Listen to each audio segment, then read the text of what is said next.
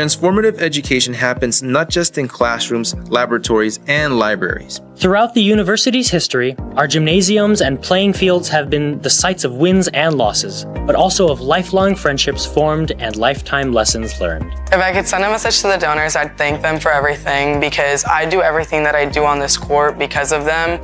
I'm able to use these facilities to the best of my ability, and I'm able to do well in sports and academics because of them.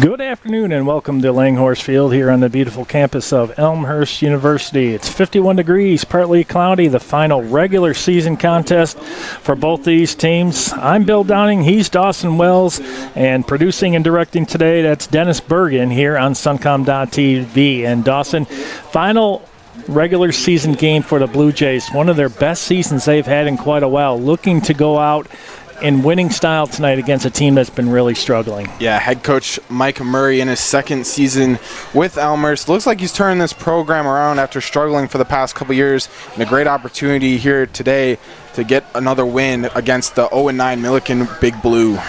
The Blue Jays coming in 2-7 overall, 2-6 in the CCIW. North Central doing what North Central does every year, it seems like. Number one team in the country representing the conference, the Blue Jays. Today, looking for their third win of the season, a very successful season, and something they can really grow on. A win today carries a lot of momentum into next season. It really will. A lot of these players, young underclassmen, we're going to see one of them today with John Odom, the quarterback for this Elmhurst side. Only a junior, will be in his second year next season, so getting a win for him today would be huge. It would be. Light wind here today, as I mentioned, 51 degrees, partly cloudy. Great football weather here at Elmhurst Field. The final football game of the season. It's not the final time you'll hear us today. We're going to be on both broadcasts for basketball later on, too. So we've got a busy day ahead of us. So we're going to send it down to the field. And Millikin, the Big Blue, will be kicking off to your Blue Jays.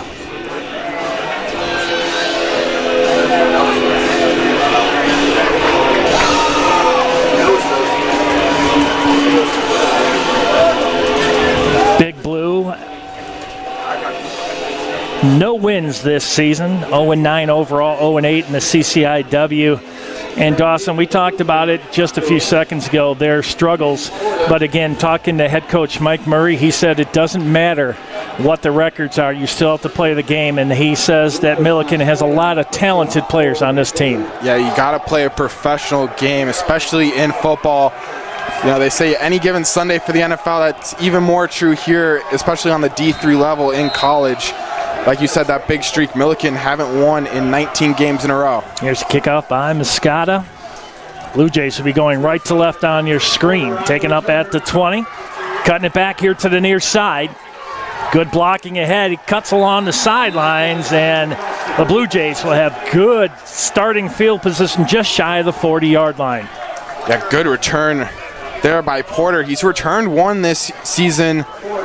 Almost got the edge there, just not enough speed, but good recovery by Millikin. 38-yard line. 38-yard line is where the Blue Jays will start. John Odom, the 6', 185 junior out of Wheaton, went to Wheaton Warrenville South at the helm of the Blue Jays. Two wideouts up top, single below on the near hash mark. There's the snap and inside handoff. That one taken for about 3 yards, make it 2, and a good gang tackle that time by the Big Blue. At O-line up front for Elmhurst, moving that pile. Millikin doing a good job to cover up the holes, but got a couple of yards there. Porter that time. Able to get, well, they say it's still 2nd and 10, but it looked like he gained about 5 in the shotgun. Here's Odom. Odom, quarterback keeper, is going to cut it back. He's going to be tackled just shy of the first down at about the 47-yard line. Actually, that was the Wildcat that time. That was Caleb Garner that took the snap directly. A good play call. Almost got that first down. Made a little move on the edge. Just couldn't get past that Big Blue defense. You know, something here, Dawson, that any team wants to do. They want to get into third downs, but they want to make sure that it's a maintainable third down, one that you're not doing 3rd and 8, 3rd and 9, and this is short down. Here's Porter. He's going to get the first down and more across midfield, and the Blue Jays are in Big Blue territory. Yeah, this is something Elmhurst has struggled with this season. 24.37% on 3rd down this year. Already picking it up there. Good run by Porter. Yeah, he was going for the A gap, and he found it via the B gap that time. He had to cut it back a little bit farther outside, and he got the first down, and they'll be 1st and 10 from the 48-yard line of Millikin.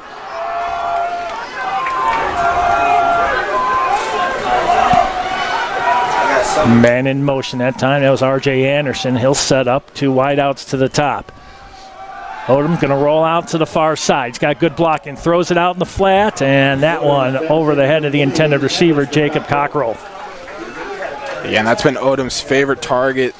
Good little rollout to that right side. Just floated it a little too much. He had Cockrell. Sure did. On that far sideline, just couldn't find him. You know, Dawson, I think we'll see that play again. Oh, for sure. I mean, Cockrell's their best receiver. 31 receptions this year, leads Elmhurst in that category. So we'll see Cockrell a lot in this matchup tonight. Yeah, with that 31 receptions, 681 yards receiving, and 7 touchdowns. So you mentioned man in motion. That's Anderson. Here's a handoff. Porter cuts it outside, and he's going to be dragged down not before a gain of about 4 on a play. Good run there. Porter was dragging the defender with him for the last 2. Now, it looked like a good little counter there. Faked the one side, went to the other, found the hole. And that's what they need from Porter, just consistent 3, 4, or 5 yards every carry, and Elmhurst going to find a lot of success here. Plays being called in from the sideline. I like how they do that. There's 3 people throwing out plays, and only one of them's the real one, and nobody really knows which one it is, and I like that. Twin receivers, top and bottom, ball right in the center part of the field. 3rd and 6. Odom, pass out into the flat, and that one over the intended receiver again to Cockrell, and that's going to bring up 4th down, and let's see what they do here. Will they go for it? Nope, they're going to punt. Yeah, Millikin brought the house on that last play. Only dropped about 4 into coverage, and they did a good job. Got a free runner right on Odom, made him speed up that throw. It was a little too high. Nick Mullett, the 6', 265 sophomore out of Bourbonnais, Illinois, went to Bradley Bourbonnais High School into punt. And deep for the Big Blue. There's a Burtis. Nice punt. Whoa, he got everything. That one's going to roll in and just into the end zone for a touchback. And well, that was a great punt into that wind, too. Yeah, it really was. Just couldn't get that friendly hop. Almost stayed right before the goal line. Just ran in at the last second.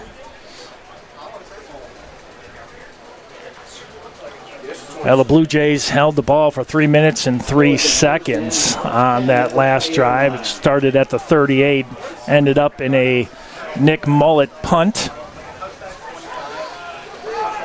And now Big Blue will have their first possession. Aiden Lombardo at the helm, the 6', 200-pound senior out of Lisle. He's got plenty of protection. He's going to loft this one down the sideline. Nice arcing pass and caught and then fumbled. And the Blue Jays will, no, it's still down and it's still loose. And the Blue Jays will come up with it. What looked like a long pass completion knocked out by the secondary. And then a scramble for the ball, and then the Blue Jays will pick it up on the first turnover of the contest. What a pass that time by Lombardo. That great throw over the top and then great pursuit. Looks like Laylater there knocking it out. It was. Knocked it out not once but twice, and that ball scooted out there like a hot potato. But what a long completion, too, and they were set to be deep in Blue Jay territory. And that's what you need from a good defense right there. They were able to wrap him up. He didn't protect the ball, and they knocked it out. Yeah, Chris Reeves coming up there to recover that fumble, but great pursuit by Lilater to knock it out on the backside. Man in motion. Odom hands it off Porter. Lane, the ball carrier. No, that was Lane, excuse me. Darius Lane, the 200-pound 6-footer out of Stevens City, Virginia. Well, there was a lot going on in that play, a lot of motion. And then went on the short side of the field. Ball on the far hash mark. It's going to be second and about 9 for the Blue Jays. Trip receivers near side. Let's see what Odom does here. Big Blues bringing a man from the outside. Odom, he'll throw it. Oh, Cockrell in and out of his hands. That would have been a first down. Yeah, it looked like he threw it behind him a little bit. He put that out in front, and Cockrell can do a lot of work with it. Just threw it right behind him. Had to come back for it.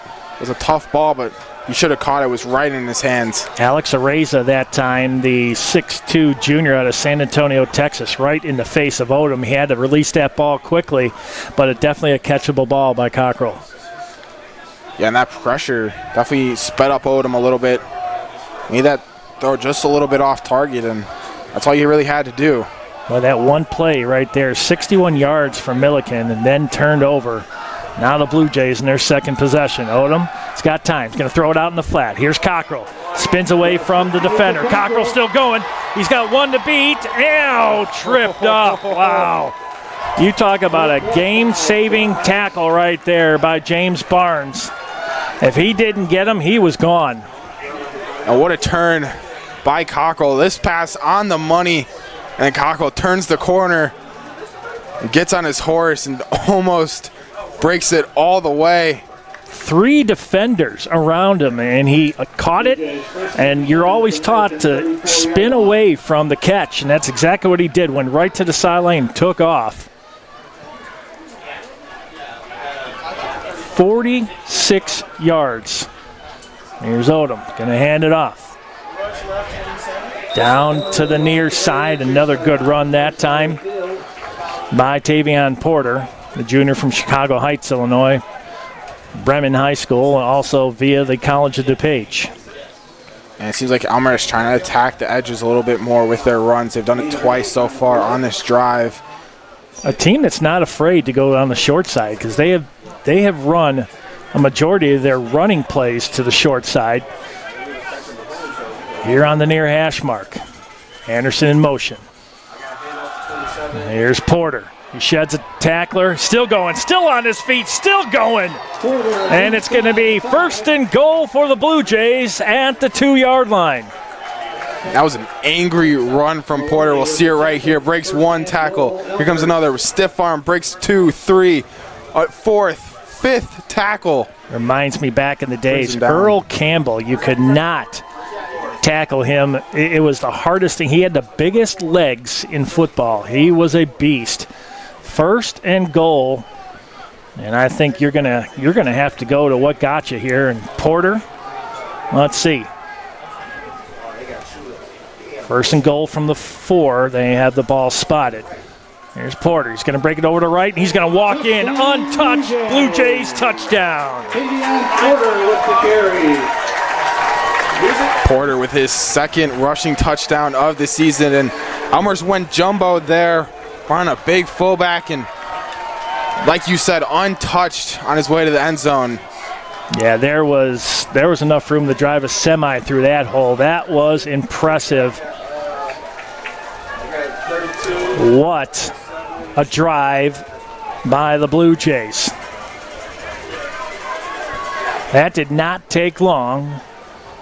And this will be a free play. Placement down, kick is up, and it is good, and I'm sure they will take that. Yeah, they're going to decline that. They'll take the extra point. And just like that, it's 7-0, 9:20 left here in the first. It's funny. You go from defense, get the fumble, and turn that around for a touchdown on, to be honest with you, 2 really big plays. A long pass play and then a long run by Porter. Yeah, and it's by their 2 main attacking pieces in Tavion Porter and Jacob Cockrell. Those have been those main attacking offensive pieces for Elmhurst so far this season. They showcased it right there on that drive after they got that fumble.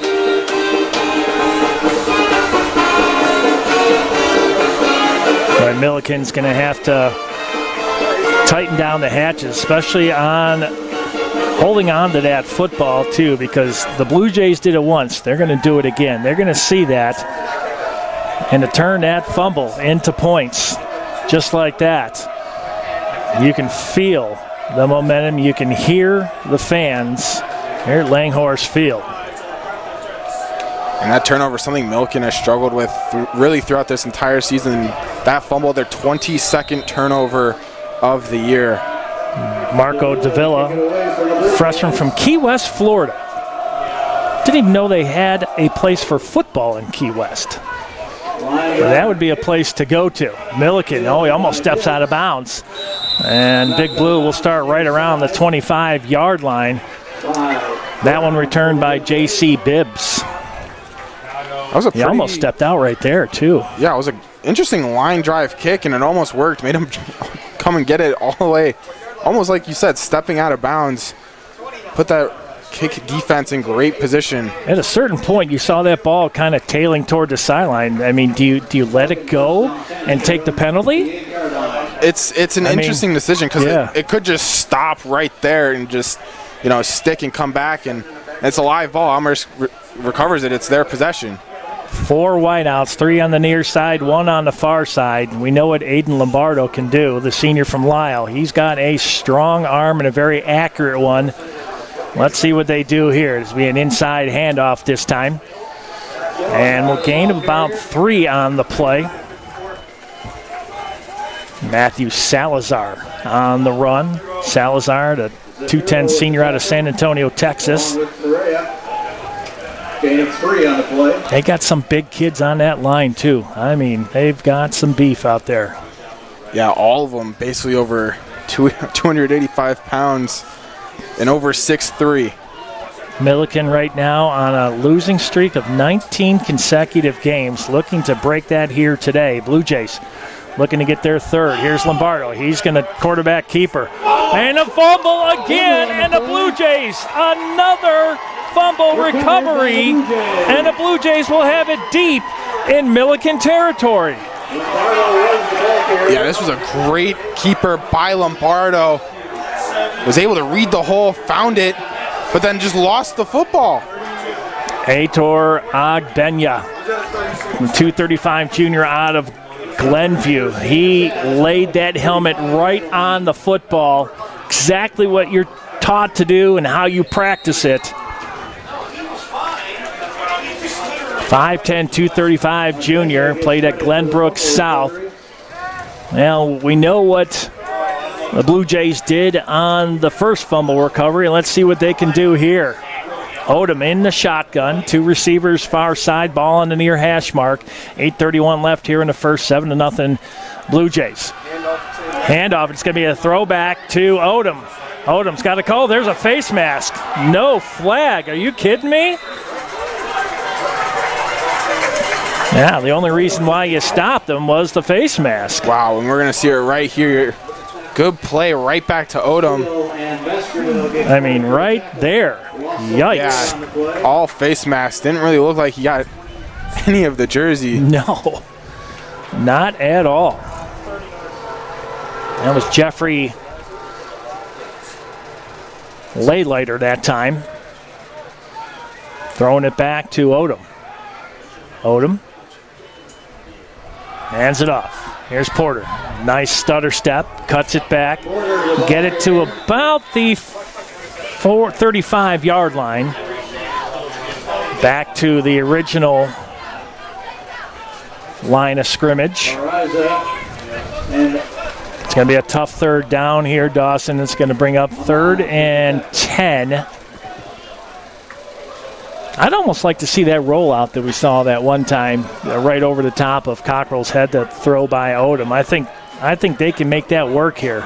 Yeah, and Odom, very athletic quarterback. We've seen it throughout this really whole season. He's not afraid to run the ball or roll it out of the pocket. Let's see what Odom and the Blue Jays do. Odom, 3-step drop, plenty of time. Pulls up in the pocket. Oh, Cockrell in and out of his hands. That would have been close. It would have to been yards after the catch on that one.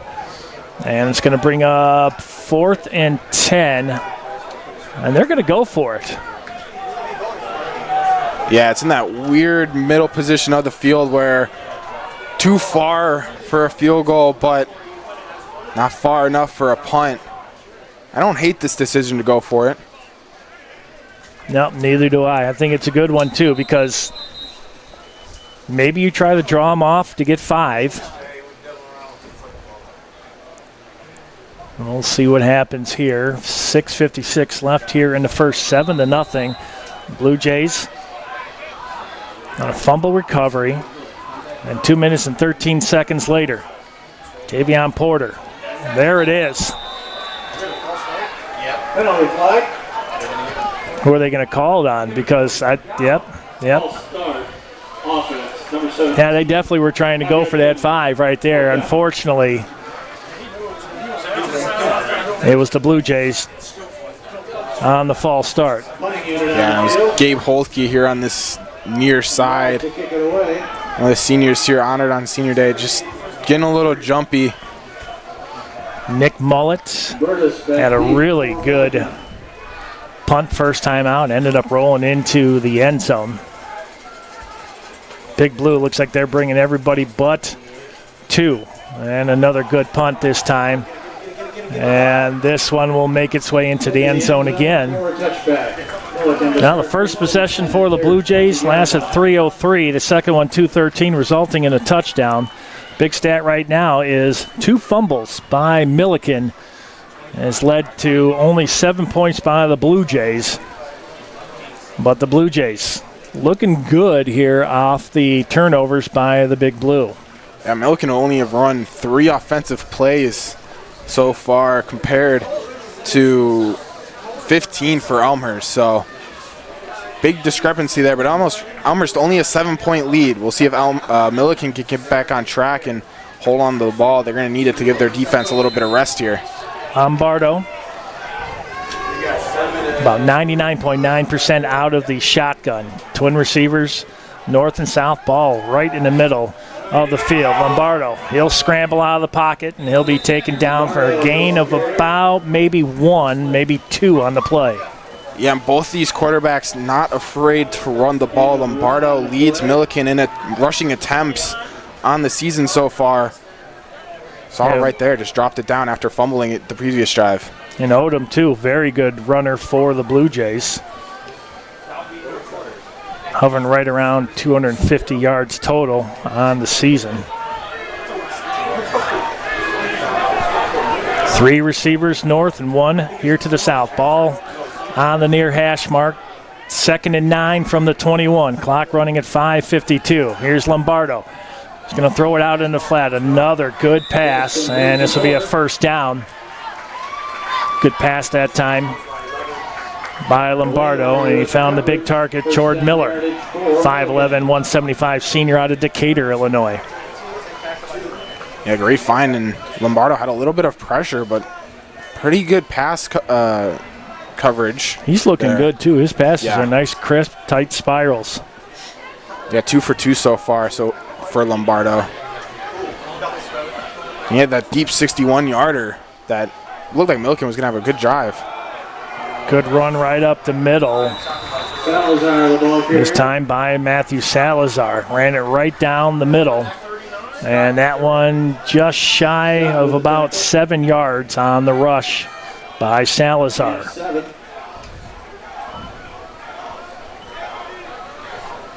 it's going to be 2nd and 7 from the 39-yard line. Lombardo able to check down his receivers quick enough to get the ball out to him. Let's see what he does here. 3-step drop, looking to the far side. He's rushed out of the pocket and then taken down nicely. Brought down behind the line of scrimmage. Great sack here by Elmhurst. Off the edge, was able to beat the running back and shed the block, and then got to Lombardo as he was trying to step up in the pocket. Yeah, Cockrell that time. No, it's Lowry. It's Lowry. He changed his number today. Lowry with the tackle. So Lowry with the tackle for the Blue Jays.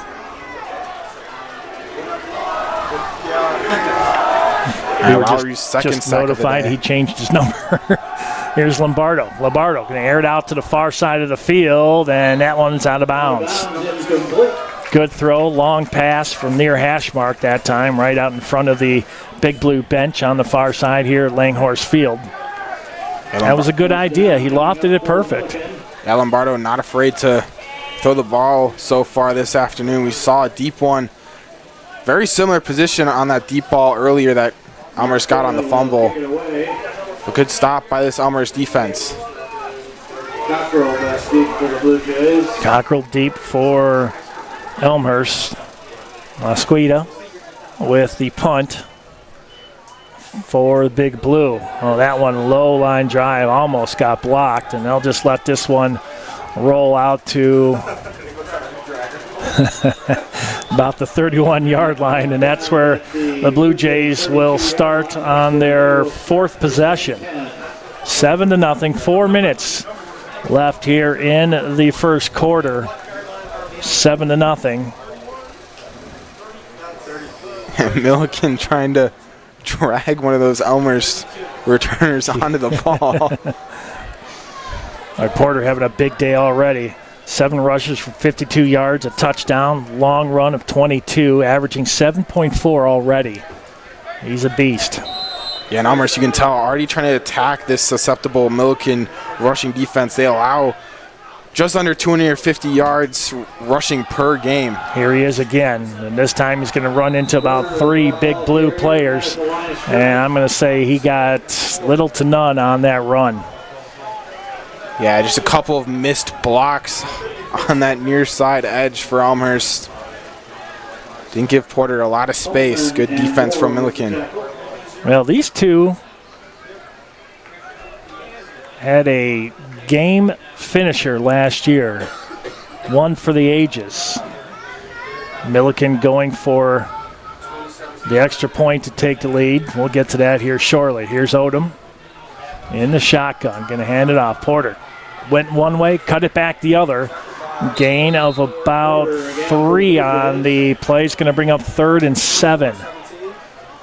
Yeah, Millikin, good defense here on this near side to get a majority of their blockers out there. Porter tried to cut it back where he thought there was a lot of space. Millikin did a good job to attack that football and cover up. So Millikin, last year, we just were watching the replay before coming on the air here, and it was an extra point that was blocked, returned for 2. And like something that we were talking to quite a few people, something you just don't see every day. And here it's 7-0. Odom, flag on the play, a free play. Anderson catches it. He'll be just shy of the first down. Let's see.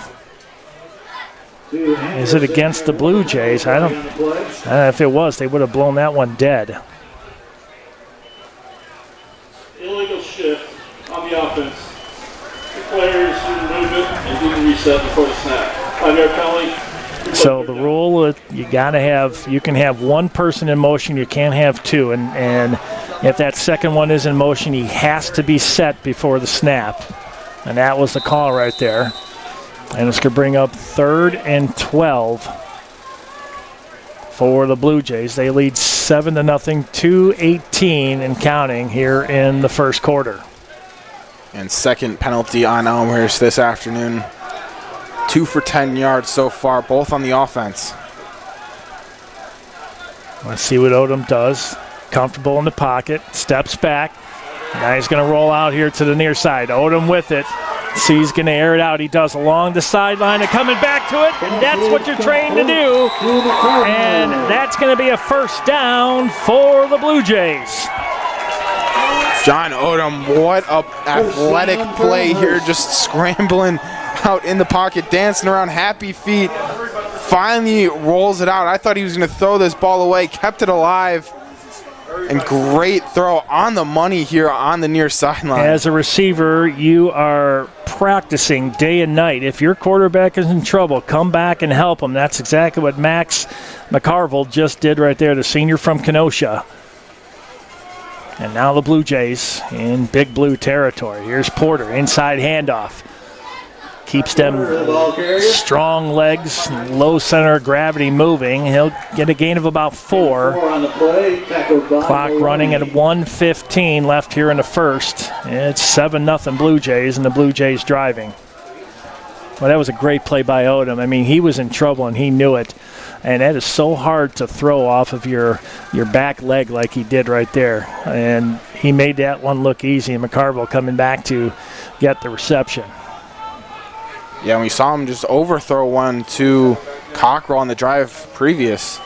Well, a big hit that time, and we saw that blitz coming from the outside, and nobody was able to cover Alex Cereza that time. Second time he's been in the backfield. This time it connects. And let's see, the Blue Jays, they're going to have to get a playoff here at about a 4-second difference. And a play clock to game clock. And it kind of looked like Ariza got blocked into that sack on that previous play. Yeah, he came from the outside again, and that's, like I said, he's on the near side here on the defensive end. Let's see what he does here. Odom and the Blue Jays. Odom, pass out the flat, almost intercepted by Ariza that time. That one tipped, and Ariza. Man, that one could have been a pick six if he was able to keep his feet. Yeah, and Braxton Coleman on that edge for Millikin getting his paw up to tip that one. That was a great play, too. That well drawn up. Blown up by Reza again. The Blue Jays going to have to punt with 5.8 seconds left here in the first, up 7-0. Curtis back deep. Nick Mullet. Third punt of the day. Good snap. Nice punt on the near side. That ball's going to come back, and they're going to down it right at the 20, and that's where Millikin University will take over the start of the second. At the end of the first, it is 7-0 on a run by Tavion Porter. And we're going to take ourselves a quick break. We come back. We'll have the start of the second quarter here on Suncom.tv. 7-0 Blue Jays.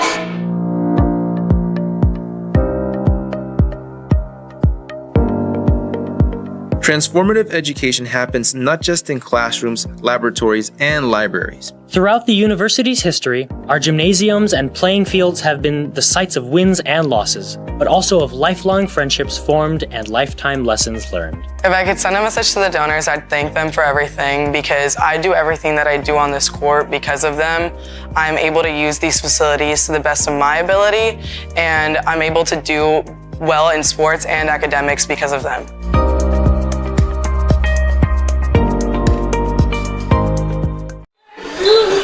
7-0's your score. I'm Bill Downing. He's Dawson Wells. And that is Dennis Bergen on the camera, producing, director, Suncom.tv, Elmhurst University's athletic YouTube page. Big Blue now going right to left. Lombardo inside handoff to Salazar, and Salazar gang tackled for about 2 yards on the play. And it seems like Big Blue, they get better yardage when they push that ball outside. The interior of that defense for the Blue Jays pretty stout here today. Yeah, and they're averaging just about 3 yards per carry, Millikin are. The rushing game is something they've struggled with really all season, only 59 rushing yards per game for Big Blue. Now for the Blue Jays, it's been punt, touchdown, punt, punt. And for Big Blue, it's been fumble, fumble, punt. And we'll see what they can do here. Twin receivers, near side. Ball at midfield. Lombardo going to launch one down the far sidelines and up with it. And in and out of the hands. That was a great pass again by Aiden Lombardo, looking for Jordan Miller again on the far sideline. And pretty athletic play there by Miller. That one in his hands, but then knocked out by the Blue Jays defense again. You talk about being focused there, Dawson. I mean, the guy had it in his hand. He was able to punch it out at the last second. Otherwise, that would have been a good completion.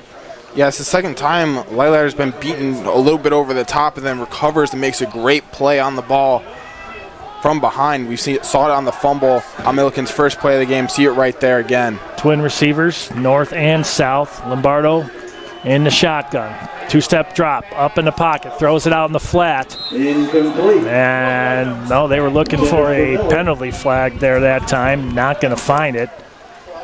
Fourth down coming up for Millikin. Good defense there by the Blue Jays. Elmhurst. McCarville. Jordan Miller was looking for a flag on that. He thought for sure he was interfered with. Yeah, it looked like Lighlighter got away with just a little bit of a hold there, but referee didn't see it, so no call. Lights turned on here as the clouds a little dark, little peaks of sun every so often. Blue Jays should get pretty good field position. Low line drive. This one's going to roll. And a good roll here for the Big Blue, and the ball will be down at the 34, make it 33 or 34-yard line, and the Blue Jays will start off. This is their fifth possession, first one here in the second quarter, and they lead 7-0. They've had drives of 3 minutes, 2 minutes, just under 2 minutes, and 4. Let's see what they can do now. It's their first trip going left to right in this contest. Now the sun starts to come out. Blue Jays in their light blue and dark blue numbers trimmed in white. Blue helmets with the Blue Jay on it. Here's Odom. Odom, hand it off. Porter coming right at us. Porter cuts it back into the hole, and he'll have a first down. Gain of 11 by Porter, and he just continues to punish the defense. Another angry run here from Porter, breaking a bunch of tackles through the hole. Good blocking by that Elmhurst O-line, just giving him a little bit of space, and he's making Millikin pay with it. 70 yards on 11 rushes already for Porter. Ball at the 45-yard line of the Blue Jays. One receiver north and south. Odom, quarterback keeper, is going to throw it out here in the flats. He was trying to find Seth Desmore that time, and that one didn't work. The junior out of Brookfield, Wisconsin. Yeah, and he was pretty well covered there on that little flat route. Not a bad idea, though. I mean, he's had really good looks. He's floated a couple footballs here today. Let's see what he does here. Now he's got 2 receivers up top, ball on the near hash mark. 2nd and 10, 13:05 left until halftime. Anderson was in motion. Here's Odom. And now Porter's going to come to the short side. And Porter just lowers the shoulder, and he'll get himself a gain of 6 on the play. And it'll be 3rd and 4. Very manageable down now into Big Blue territory. Well, he just lowered that shoulder, Dawson, and he said, tackle me. Come on, let's go. Yeah, it's back-to-back plays for the Millikin defender, Baskerville. Linebacker for Millikin on this near side, making a pretty good play. Odom, 2 of 8 for 73 yards. Porter now 12 rushes for 76. Garner 1 for 4. Ball just over midfield. Low snap. Here's Porter, and that time he's taken down right by the shoulder pads, and that's going to bring up 4th and 4. Good tackle there by Baskerville. Yeah, and he found the hole right in between the O lineman for Elmhurst, unblocked, made a great play. That was 3 plays in a row for Baskerville, stopping this Elmhurst drive. Well, another punt. As Robertus back deep for Millikin. Burtis back for Big Blue, and looks like they're going to bring everybody but 2. They're looking for a block right here, and that's not going to happen.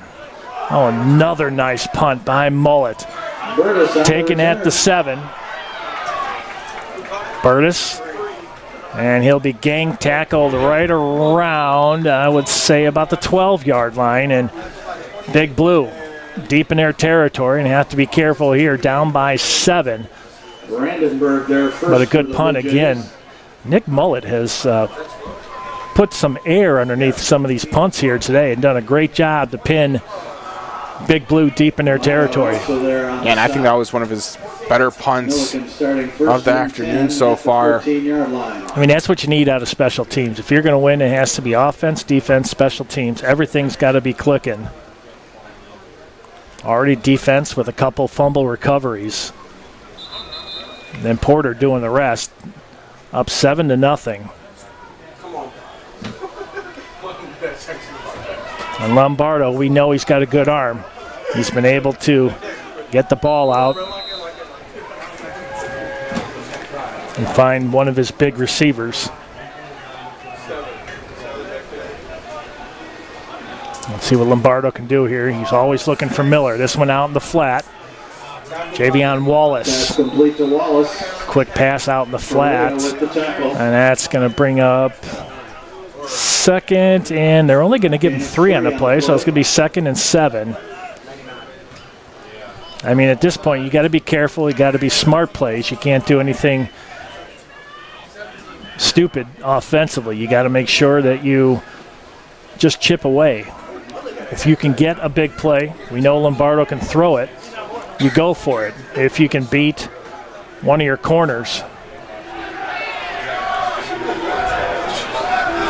3 to the near side for Lombardo. Ball on the near hash mark.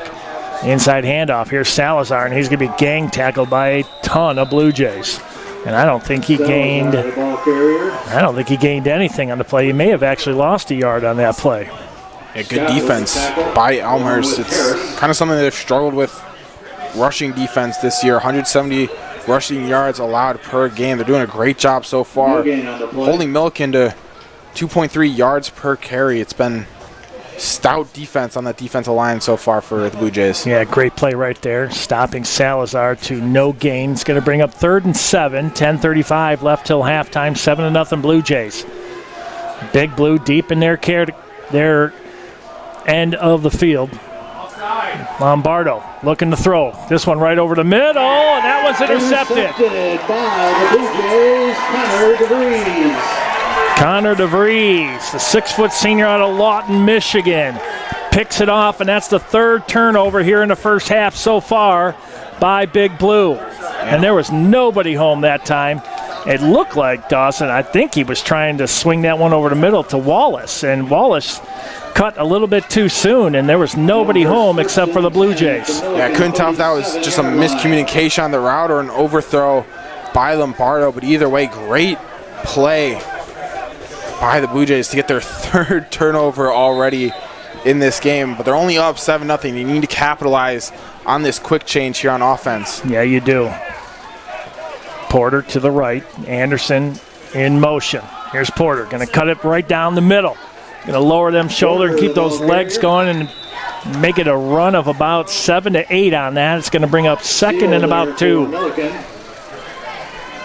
Yeah, good block. Good run there. Strong, as you called it, an angry run. That's what he's been doing all day, just keeping those legs moving. And that brings up a very manageable 2nd down and 2. 2 wideouts. Far side of the field, 1 near side. That's Cockrell. Here's Anderson in motion. Handoff. Porter again, and he's going to spin. Second push that time, and he'll have that 1st down. That spin move right there got him the 1st. A great move. Yeah, just kept them legs just churning. Great move. This O-line for Elmhurst so far has given Porter a lot of holes here today. 5.6 yards per carry for Porter. He's almost already at 100 yards. 84 total yards for him so far. 1st down for the Blue Jays. And Dawson, I think like Marshawn Lynch, you got to keep feeding him. He is their offense right now, and he just wants that ball, as that O-line is just starting to open up some pretty big holes in that Millikin defense. Here he is again. He's going to come near side. He's got plenty of room. He's going to cut it back. Still on his feet. Touchdown, Blue Jays! Tavion Porter goes over 100 yards, his 2nd touchdown of the day, and the Blue Jays are an extra point away from going up 14-0. Yeah, and Elmer's just shredding it, this big Blue defense on the ground. Great seal-off box, really on that entire offensive line for Elmhurst. R.J. Anderson on the edge, closing it out, and they just gave Porter just so much room. You mentioned Anderson, that block out, that was a big one right there. As Porter saw it, he cut it back, and it was nothing but blue skies all the way. There's a snap, placement down, kick is up, and it is good. 14-0. Tavion Porter, 16 rushes, 113 yards and 2 touchdowns. That one, very impressive this time. Yeah, and Elmhurst, you can tell what their mentality on offense is here this afternoon, just shredding this Millikin defense on the ground. 20 rushes as a team, 107 total rushing yards for Elmhurst, and they're getting just under 5.5 yards per carry. They're just destroying this big Blue rushing defense. And Porter just alone, 16 for 113 yards, 2 touchdowns. Longest, we just saw it at 27. He's averaging 7.1 every touch. Yeah, and it's something he's really done all season. 5.3 yards per carry on the year. He had only 1 rushing touchdown coming into this afternoon, already with 2 here today, having one of his best games of the season to close it out. Well, right now the Blue Jays doubling up the total yards against Big Blue, 180 to 91. But one of the huge stats that you see right there, 3 turnovers, 2 fumbles, and an interception. And man, oh man, the Blue Jays have capitalized as they're up 14-0. Here's a kick, and it's going to be a chip shot to the near side. Again, that's a live ball. They better pick that one up. Big Blue does. And nice gang tackle that time by the Blue Jays.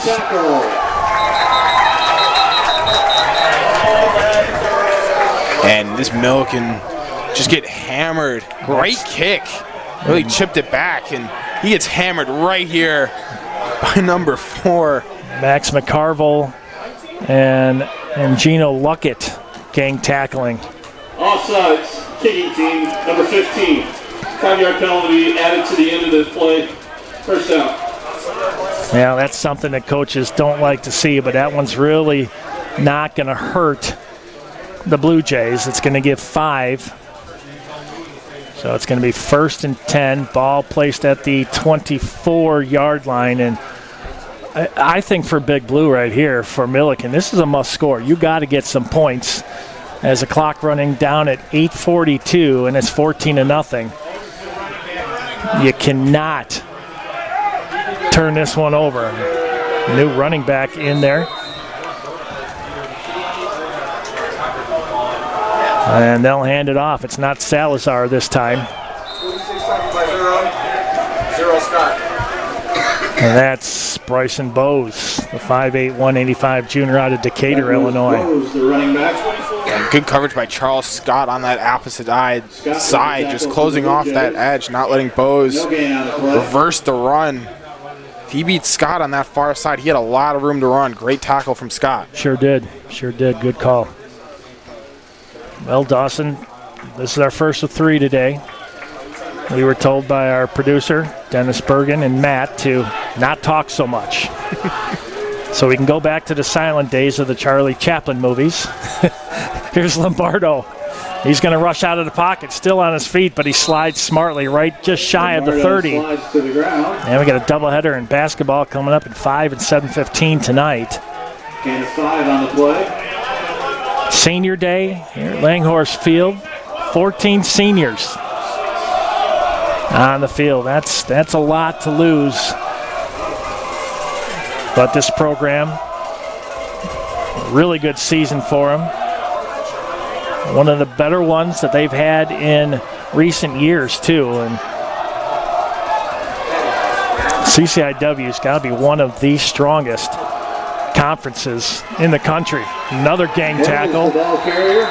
And really nowhere to go. That's going to bring up 4th and about 6. And they're going to have to punt again. Yeah, 3 drives back-to-back with only 3 offensive plays for Millikin. They've just really struggled on the offensive side of the ball. They've had those 3 turnovers as well. And really the biggest play of the day for Millikin came on their very first one, and it resulted in a fumble for Elmhurst. So after that, it just sucked all the momentum out of this Millikin offense. Fumble, punt, interception, and now a punt. And a fair catch at the 36-yard line, maybe 37 by McCarville, and that's where the Blue Jays will start. And their possessions, punt, touchdown, punt, and touchdown. So the offense has been kind of spurty a little bit here for the Blue Jays, but when they were able to convert, they've converted 2 times out of the 3 turnovers by Big Blue. The first one on the fumble and then the interception. And we'll see what the Blue Jays can do with 6:33 left until halftime. They're up 14-0. Let's see what Odom does. Going to hand it off to, nope, I thought for sure he was going to hand him off. Odom scrambling, still on his feet. He'll be tackled. He'll get a gain of about, good run that time. Looked like he was going to go down via the sack, but he gets about a 4-yard rush that time by Odom. Yeah, play action. Looked like he was looking for McCarville over the middle. Held onto it and just tried to drive upfield, and yeah, got 4 or 5 yards on that play. 5-yard gain on that run for Odom. Odom 2 of 8 on the passing for 73. Porter 16 for 113. 2nd and 6 from the 42 for the Blue Jays. Odom, step back, right over the middle. Oh, in and out of the hands of Zach Gerard that time. And that one short of the intended receiver. And now Millikin starting to get a little pumped up, knowing that they can get a stop here and maybe get some points on the board. It's either that or they're really cold. And that wind's really starting to pick up, too. Yeah, it really is. And John Odom, another incompletion. He's kind of done this a little too much so far this season. Under 50% completion rate for Odom, 2 for 9 tonight. His counterpart, Lombardo, 3 of 7 for 75. Here's Odom, steps back. 3rd down play, finds Cockrell. He'll have the first down and more into Big Blue territory. 1st and 10, Elmhurst. 0 and 44. Yeah, Cockrell's been the favorite target, especially here this afternoon. 7th target already, only a 2nd catch. Boy, Ariza again on another tackle. We've called his name a lot here today for Millikin. Yeah, he's their leading tackler on the season as well. 7 tackles for loss this year. He's that leader of this Millikin Big Blue defense. And it's funny how players can lead in certain categories. He just seems to find that ball. Here's Odom. Gives this one to Porter. Porter holding on to that ball security, and he'll get a gain. Looks like they're going to give maybe 1.5 yards this time. Down to about the 44-yard line is where Elmhurst will have it. 2nd and about 8, I believe they're going to give them. You know, one thing you also gotta make sure you don't do is you don't want to become a one-faceted type football team. If other team knows that all you're going to do is run, they're going to be able to clamp down. So Odom, as you mentioned, 3 of 10 now. He's going to have to find a pass here or there to make that defense guess a little bit. Here's one of them. Odom looking, launches it over the middle, over the top of the head Incomplete, intended for of Caleb Garner, the 6-foot junior out of Chicago, Lawrence Tech. And Odom, a lot of time in that pocket. Great blocking from the Elmhurst offensive line. Just a little overthrown by Odom. He had him over the top, just couldn't put that right in the basket. They had Garner and Cockrell out there. They bring 3rd and 8. 4 minutes exactly left until halftime. Coming up at halftime, we'll just give you a really quick, hey, this is the score. We're going to go to a break, and then we'll give you a recap and get you set for the second half. That's coming up at halftime. Here's Odom. Quickly rushed out of pocket, and he had nowhere to go that time as he threw it out to Darius Lane. 4th down facing the Blue Jays. Yeah, that was Barnes for Millikin, just unblocked. Yeah, that was blown up right away. Yeah, Odom just smartly just got rid of it as quickly as he could. Yeah, I mean, at that point, could have taken the sack, but you're right. He was careful on that one, able to get that ball away. And now 3 for 12 is Odom, and Nick Mullet in again to punt.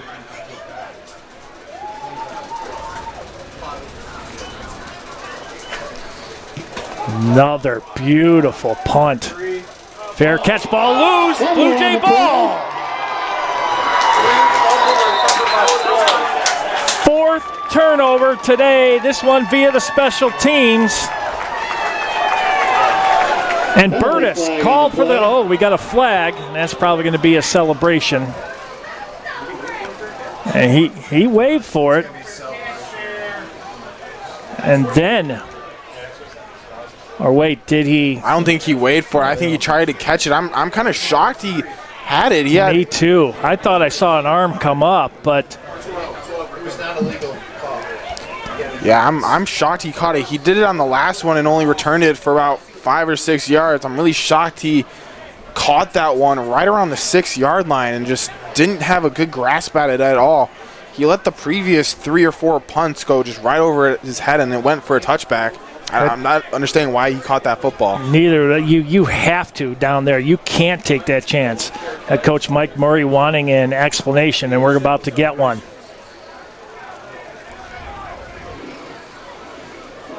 Kick catching interference on a kicking team. 15-yard penalty for the spot of the foul. 1st down. Wow, so they're saying, did they not give him enough room to catch it? We'll see it right here. Millikin retains possession. Burtis hits him in the hands first. I don't know about that. That's not a great call. No, I think that's a bad call right there because he knows it too. You can see his reaction. Exactly. He hit him right in the hands before he's even touched. Exactly. I mean, he didn't call for the fair catch. He caught it, and then he got smoked and lost it. Unless he argued for it. the fair catch before we saw it on camera? I didn't see that. Has to be. Or he's arguing that he didn't have enough room to make that catch. I don't know. They called it an interference on the kick return. I don't know about that. That's either way. Salazar now back in for Big Blue. They will take over after a huge break with 3:28 left. Yeah, that's a big break for Millikin. Huge. Elmhurst having a great opportunity getting the ball right back within the 10-yard line. Now Millikin gets possession here, trying to make a big drive before the half ends, and they get the ball to receive in the second half. So this would be a huge drive if they're able to march down the field and score. Yeah, absolutely. I mean, that's, well. Lombardo throws out in the flat, and that time out of reach of his intended receiver that time, Ezra Burtis. And Burtis turns around and right into an Elmhurst corner that time. Yeah, he took a shot after that missed catch, and as a quarterback, Lombardo, you got to put your receiver in just a little bit better of a situation there. Yeah, that was the Saginaw, Michigan native Trey Jackson that time, number 19. That met him as soon as that ball went through his hands, and that's going to bring up 3rd and 10. Lombardo throws it out at the first down marker. Ooh, that's going to be close, and they will give it to him. That will be a first down by inches. First down. Well, that's what you practice, too. If you need 10, you want that out route that time, and that's exactly what they did. That's a beautifully placed ball. You underthrow that or throw it behind him, and it's an interception. You throw it just a little bit out in front of him, and then it's out of bounds. Lombardo just put that right on the money. Carson Reese on the reception. You're right. I mean, that's a timing play right there. You're running, you make that cut, that ball should be there, and that's exactly what Lombardo did. First down, Big Blue. Inside handoff. I believe that was Bose again. That's Salazar, they'll say. And he'll get a gain of about 3 on the play. Clock running at 2:18 left until halftime. And Malachi Correa, number 99, sticking his paw out there, bringing down Salazar before he could get a lot of space.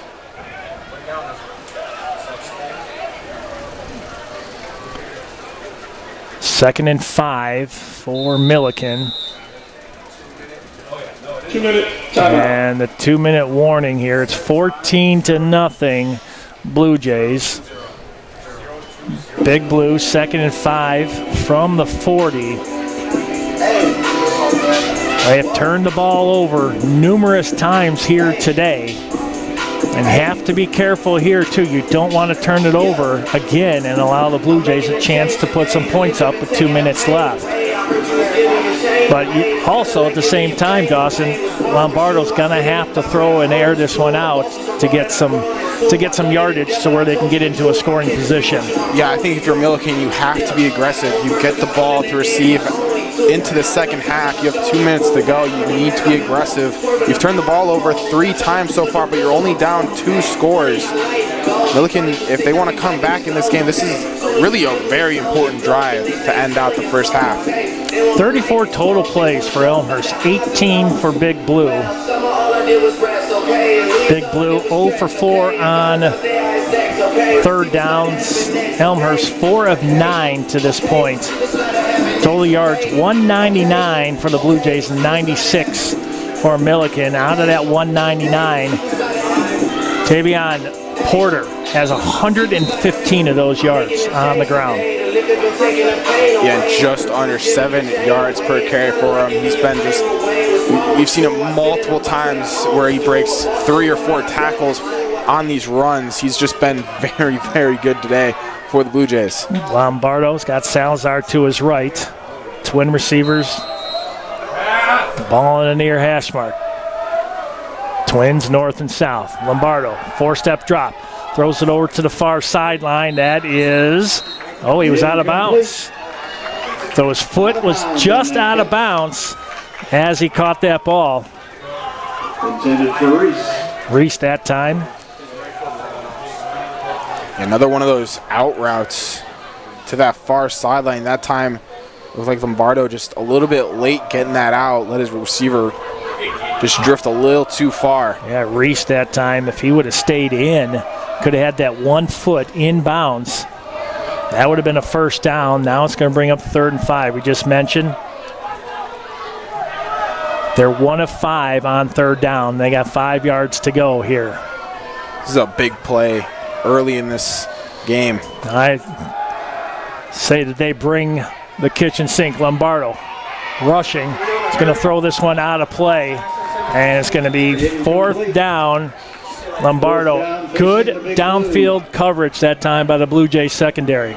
Yeah, and Elmhurst only bringing 3 or 4 rushers on that one. They dropped the rest into coverage, and Lombardo just had no one downfield. Yeah, that was great coverage. When he was scrambling and kept looking, And Samard back deep for Elmhurst. we both took a look downfield, and everybody was covered that time. Nowhere to go, and he knew that he couldn't turn that one over.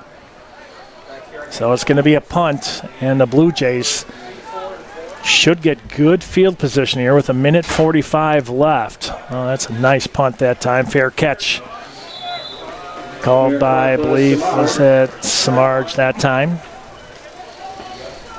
And the Blue Jays will have it 1st and 10 from the 31-yard line. They'll have 1:38 to navigate. Yeah, and they have all 3 timeouts, too. This is a great opportunity for Elmhurst to extend this lead going into halftime. I think with the aforementioned 3 timeouts, I think you give the ball to Porter here a couple times, but you're going to have to air one out. Odom, I mean, he's got some great receivers out there, too. Let's see if he can connect. Odom in the shotgun, 1:38 left until halftime, up 14-0. 1st and 10 from the 31 for Elmhurst. Odom, plenty of time, throws it over the middle. Incomplete. That one incomplete. Yeah, and he takes a big hit on the backside of this play, but looked like that first read was to McCarville. Baskerville had him well covered up. Good read by Odom to just pump fake that one and keep it. Gabe Holtke that time, you're right. He definitely checked down. He definitely was looking McCarville's way.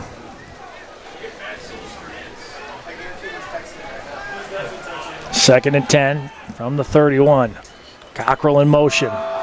They're going to go the opposite way. I like the different direction that time. Darius Lane, graduate out of Stevens City, Virginia. Timeout taken by Millikin. And Millikin, ooh, they'll take a timeout. That helps Elmhurst big time. I think that's a smart play call from Millikin, too. Trying to get into the, before we end halftime, trying to get the ball back here on 3rd down. They do get the ball back to receive the second half, but it's a great opportunity for Millikin if they can get a stop here to get another possession before halftime. 115 yards for Porter here today. It's been the story. It's been turnovers for Big Blue. They've had some sustained plays and drives. They just cannot help but turn the ball over, unfortunately. And the Blue Jays have taken advantage of 2 turnovers for the Big Blue, and they've turned them into 14 points. Yeah, it's been a great Elmhurst defensive game so far. But Millikin on the other side trying to get the ball back before halftime and get some points of their own. They do receive the ball in the second half. Would be a great opportunity to flip this score on its head. Odom drops back, rushed out of the pocket, still has time, floats this one back over and out of play. Incomplete out of Smart bounds. play that time For Cockrell. by Odom. Yeah, he tried to roll out again. We saw him find one of those plays in that first quarter. Just couldn't find it there, and that's a big stop from Millikin. That drive for Elmhurst only lasting about 20 seconds. 1:14 left. The Blue Jays are going to punt this one away. Oristano to kick it away. Burtis back deep for Millikin. Burtis. Let's see if he fair catches this one. He's going to have plenty of time. Oh, a nice high punt, and he's not going to have any time. By Burtis.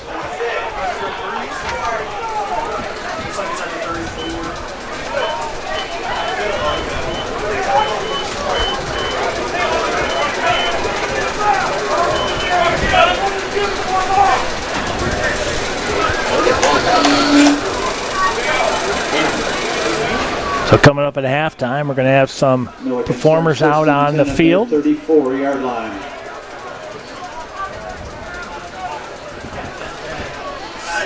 We'll give you a recap of what we have up to this point.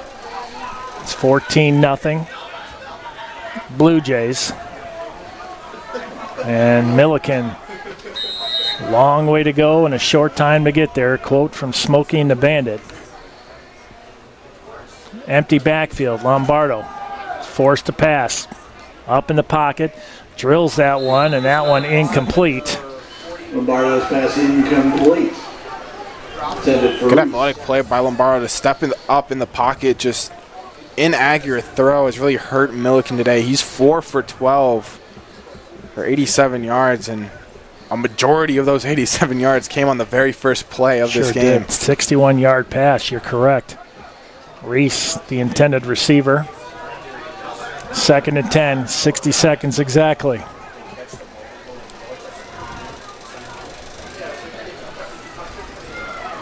Empty backfield again. Lombardo looking near side. Floats this one over and picked off. Intercepted. Another turnover. Talk about great coverage that time. Ray Jackson with the interception. Read that one all way. That one underthrown, but more athletically. Jackson that time stepping up and jumping up. And that gives them 55.4 seconds, too. Let's see what they can do here. Yeah, and that's just a bad read by Lombardo. He didn't have really anything. Trying to find Starling here on this near side, but Jackson, his 3rd interception of the year, had him covered underneath. You had Reeves over the top as well, or DeVries, I should say, over the top. So Starling, just bad pass by Lombardo. Trey Jackson, solid defense. The sophomore out of Saginaw, Michigan. Here's Odom, near side. That one behind the intended receiver that time. That was Zach Henderson, the senior from Evanston. And just looked like a very quick pass from Odom. Henderson running a little curl route here on the near side, just turn around a little bit too late.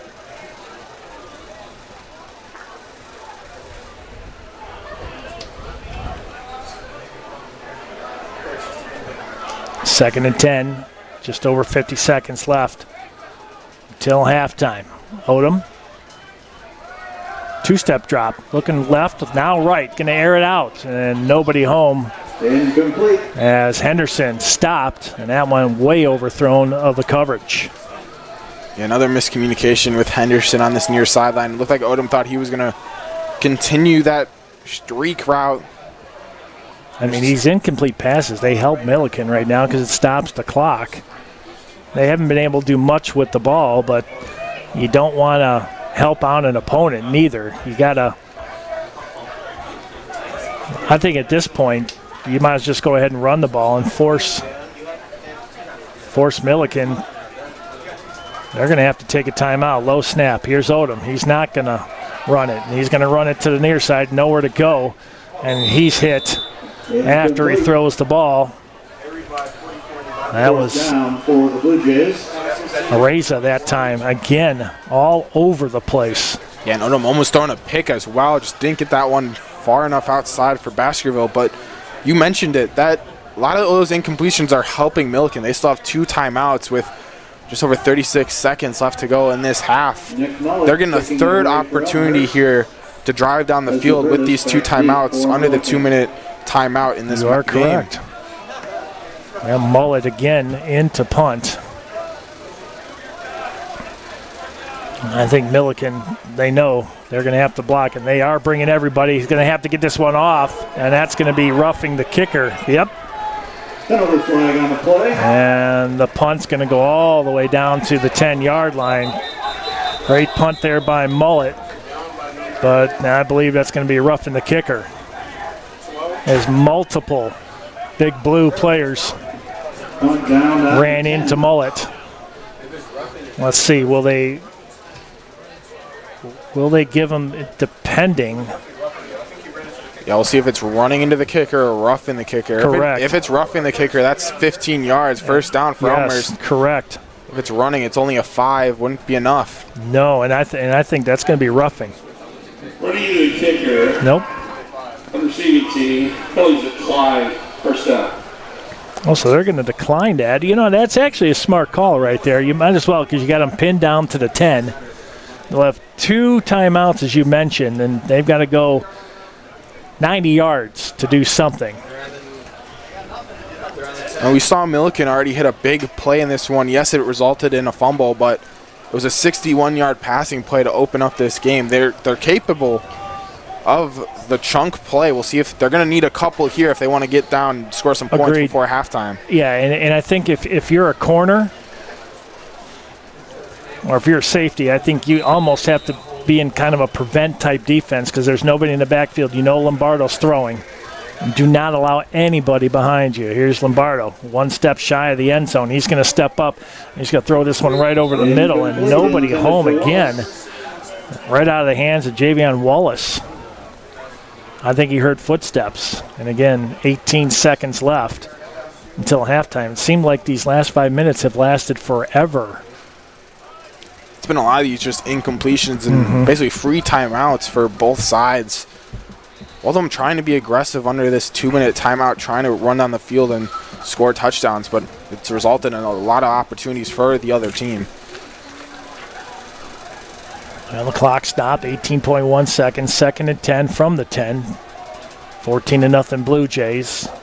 Big Blue with the ball, empty backfield. 4 receivers. Lombardo rushed out of the pocket. And he's just going to loft this one out of play. And he may be past the line of scrimmage, and I believe he was. Penalty flag on the play on the far side. Good play from Lombardo to keep this one alive, but he wanted to throw it right there, and he should have. Way past. Looked like 3 or 4 yards past the line of scrimmage there. Yeah, line of scrimmage looks like at the 11, just in front of the 10. Illegal forward pass, offense, number 7. 5-yard penalty from the spot of foul. Now, you got him down at, not only is it a penalty, a loss of down, now you got him at the, let's see, where are they placing the ball? I believe it's going to be the 5. It should be the 5. There should be no question. It was at the 10. Do you send as many people as you can and look for a safety right here? You might as well. You have to. I think you got to bring as many people as. Yep, you might. Absolutely. I think you bring as many as you can. Lombardo has an empty backfield, so once you get through that initial line of scrimmage, I think you got to throw everything at him. Well, I think Millikin realizes that too. So they're going to have a guy back. Looks like they're only going to bring Lombardo. 3. But no, yeah, I would have brought more for sure. Lombardo. Quick throw out to the flat, and that was a dangerous pass, but caught. And back to the original line of scrimmage, and I think that's going to be it, folks, and that will be it. So we're at halftime, 14-0 Blue Jays. And Dawson, it was a lot of miscues on Big Blue in the first half, and Blue Jays able to. Elmhurst timeout at the end of play. Please put 3 seconds back in the game. Oh my! So we're gonna go back to the future, and we're gonna put 3 seconds on the clock. I thought for sure that clock that ran down, as it looked like from here, but they're gonna Elmhurst will call a timeout with 3 seconds left. I mean, are they? Okay, I'll stop what I was gonna say. Looks like they might be trying to get a block punt or they might be something before the half ends.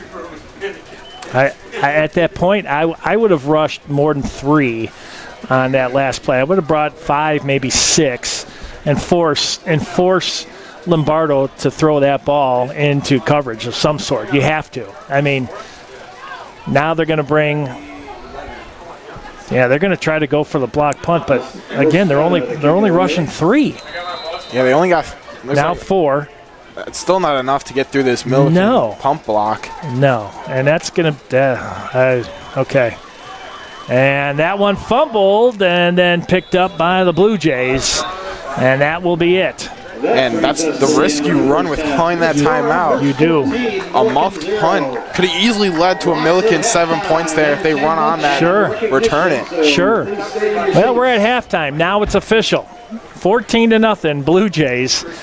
And it's been a story of a lot of turnovers in the first half by Millikin, and the Blue Jays able to capitalize on 2 of them. But they've had some missed opportunities also. This score could have been a lot more. Yeah, and it really stems from Odom, 3 for 17 passing the ball, only 85 yards. Tavion Porter, on the other hand, he's just been phenomenal for this Blue Jays team. 115 yards and 2 touchdowns at the half. Great game from him tonight. Yeah, neither one of the quarterbacks having a spectacular day. As a matter of fact, they're pretty close to stats. Odom 3 for 17 for 85, and Lombardo 5 of 16 for 87. I mean, it's just been too many miscues at this point. And when you go back to the drawing board, I mean, both sides, we've seen that the receivers in and out of the hands quite a few times here today. And both teams are going to have to correct that. But the Blue Jays able to have that 14-0 lead, Dawson. And they looked good, in spurts. But they were also becoming predictable toward the end of this first half. Yeah, but Elmhurst defense doing a great job so far, only allowing 112 yards. But like you mentioned it, Elmhurst should be up by a lot more. They've had those 4 turnovers, only 14 points off of them, 200 yards total on the offensive side of the ball for the Blue Jays. We'll see if a little bit of things change here in the second half. Well, you take a look at the stats. Blue Jays 200 total yards, 112 for Millikin. Passing yards pretty even, 85 to 87. Rushing yards 115 to 25 yards rushing for Millikin. And we're going to send it down to the field. We've got some halftime performances coming up. It's 14-0 here, and just over 19 minutes left till the start of the second half.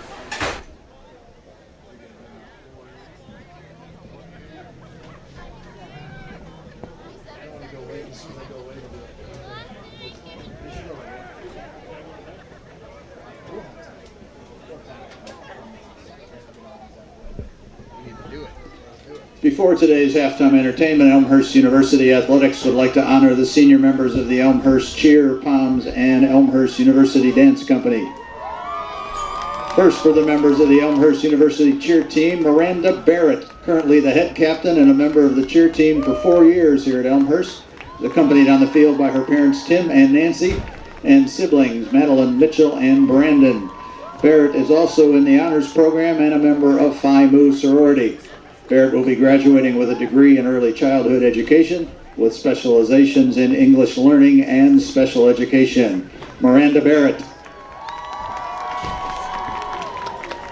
Crystal Herrera has been a member of the cheer team for 3 years and is involved in numerous on-campus organizations as the president of Best Buddies, senator of the ELSA program, and Student Government Association, the destination executive chair of Union Board, secretary of Karaoke Club, a peer advisor, and she served as an orientation student leader. She is accompanied on the field by her siblings Brenda, Christian, and Susanna, and will be graduating with a degree in business management and a minor in humanities. Crystal Herrera. Yuritsa Barbosa is a member of the Elmhurst cheer team and is accompanied on the field by her dad Rogelio and sister Destiny. She will be graduating with a degree in digital marketing communication. Yuritsa Barbosa. Fans, please give it up for the Elmhurst University cheer class of 2025. Next, the senior members of the Elmhurst University Poms team. Alexa Simonsis will be graduating this spring with a major in business management and minors in communication and dance education. She has been part of the Poms team since her freshman year, serving as a captain for 2 years. After graduation, she'll be working full-time as an executive team leader for Target. Throughout her time at Elmhurst University, she has been a part of many organizations such as Alpha Phi, the Honors Program, and numerous honor societies. The Elmhurst Palms team has made the largest impact on her and created memories she will never forget. Caitlin Toms. Caitlin will be graduating in the spring with a major in exercise science and a minor in dance education. After graduation, she'll be going to grad school for physical therapy. She's been part of the Elmhurst Palms dance team since freshman year and is one of the captains this year.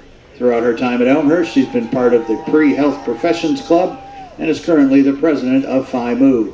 The Elmhurst Palms team has created an outlet for her and allowed her to make memories that will last a lifetime. Caitlin Toms. Finally, the senior members of the Elmhurst University Dance Company.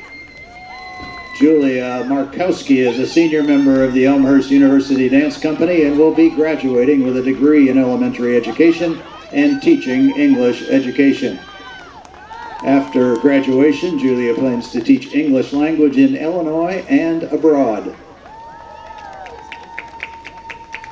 Emerson Azkeodia. She's a member of the Elmhurst University Dance Company and will be graduating with a degree in elementary education and a minor in dance education.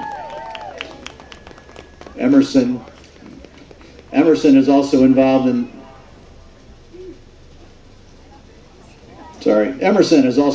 in many campus organizations such as Kappa Delta Pi, Honor Society, Golden Apple Foundation, and Spiritual Life Council. After graduation, he will be teaching full-time in the Chicago area. Adriana Delaney, a senior member of the Elmhurst University Dance Company and will be graduating with a degree in music performance as a member of the ELSA program at Elmhurst. Adriana is a loyal supporter of Blue Jay Athletics and has involved in the dance company, choir, and Blue Jay spirit here on campus. Ladies and gentlemen, please give a round of applause for all our senior members across the Elmhurst University Cheer, Palms, and Dance Company.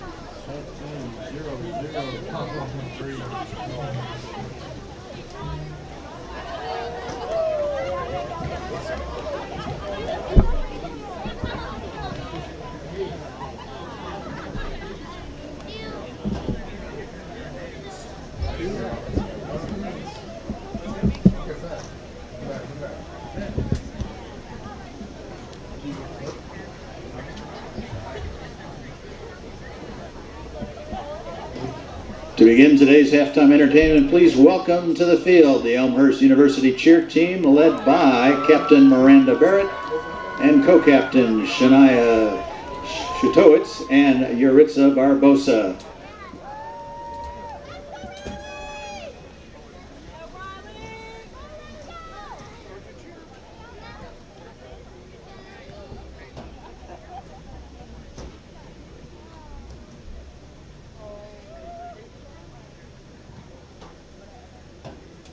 We are guns. If you wanna get down, put your hands in the air. With your hands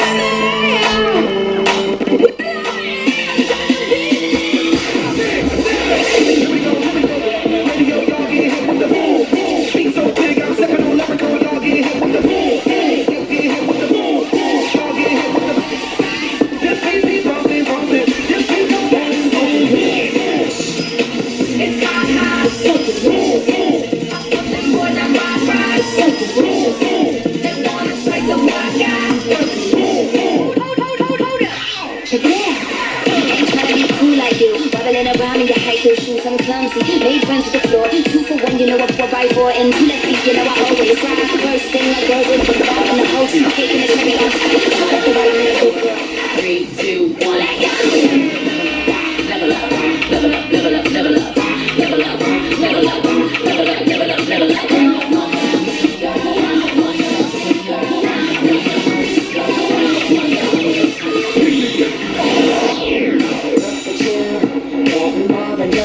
me up, baby, you got all the puppers with the strings up, making like a good one, but I call her like I see her. I know what you are, baby. Womanizer, womanizer, you're a womanizer, oh, womanizer, oh, you're a womanizer, baby. You are, you are, womanizer, womanizer, womanizer. Boy, don't try to front, I know just what you are. Boy, don't try to front, I know just what you are. You got me going, you're oh so charming, but I can't do it. Your Elmhurst University cheer team.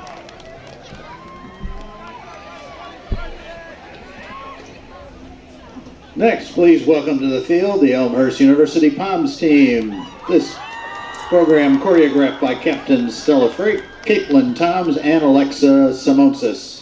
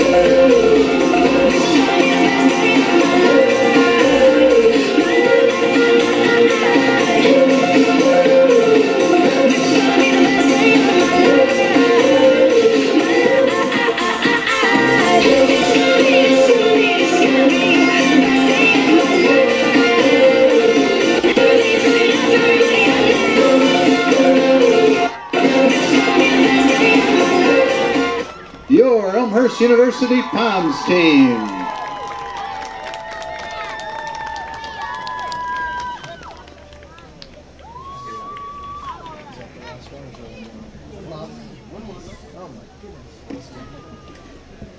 And finally, please welcome to the field the Elmhurst University Dance Company.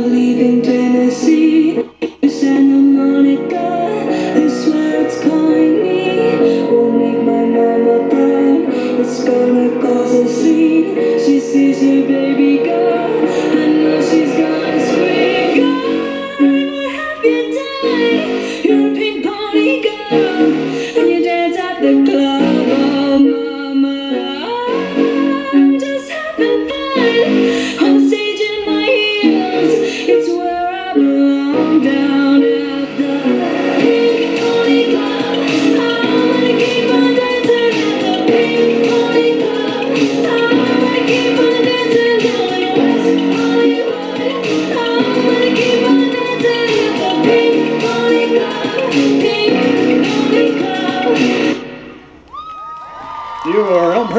University Dance Company. Big round of applause for all of our halftime entertainment.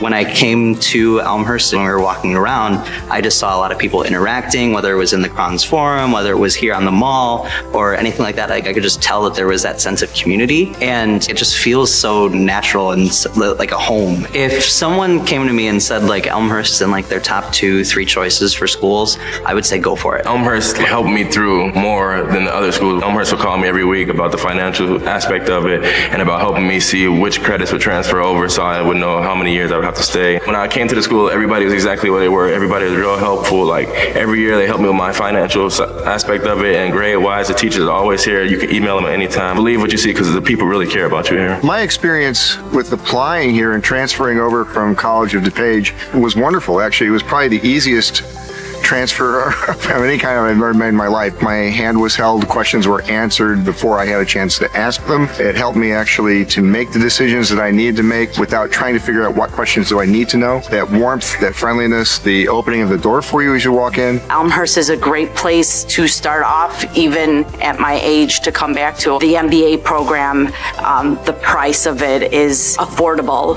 The location is very convenient. The teachers are phenomenal. I can't ask for a better school to go to. One of the things that inspired me within Elmhurst is to take on bigger responsibilities. So I'm starting a young professionals network in our company, and we're building it up, and I'm taking a lot of experience from the things that everyone else has done and from this cohort and from Elmhurst, and trying to develop this in our company. So overall, it's been a great experience. The ELSA program is a place where kids with special needs can just go and gain more independence and meet a bunch of great new people.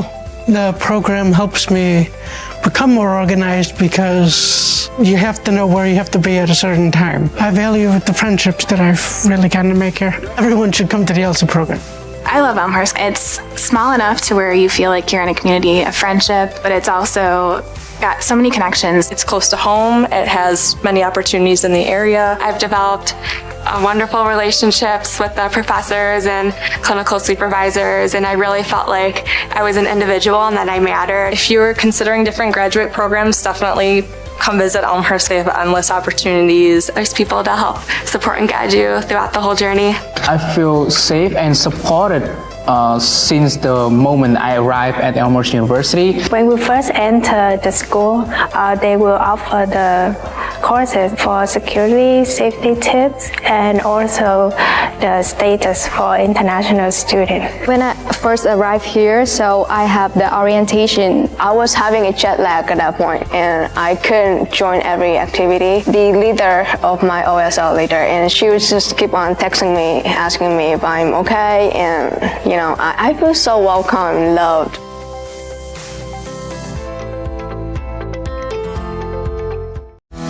The company I work at has a tuition reimbursement program. I'm actually able to leverage my Montgomery GI Bill, my post 9/11 GI Bill, in order to afford college. Elmhurst is also part of the Yellow Ribbon program that if you apply for that, they might be able to pay for most of your tuition, if not all of it. So at my previous college, they have an honors program, and Elmhurst has a deal or like a partnership, and a student that graduates with honors has the chance to apply for the scholarship, and I was lucky enough to get it.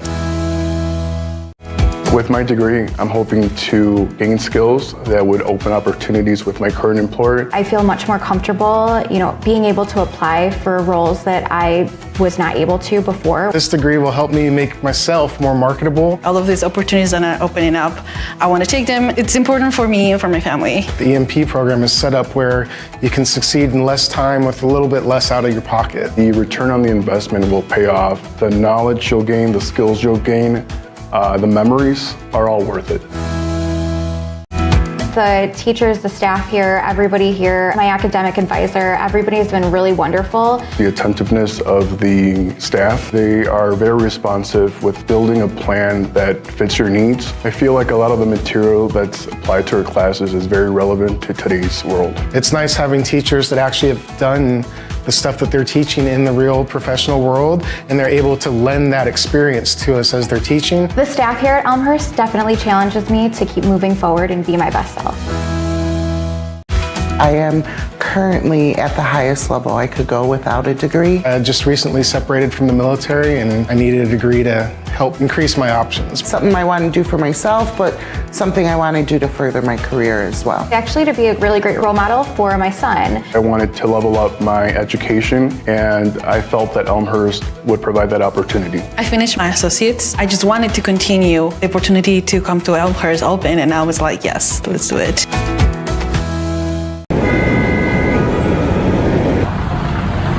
Just west of Chicago, in a community called Elmhurst, there's a place where you'll grow into a connected thinker and a passionate changemaker,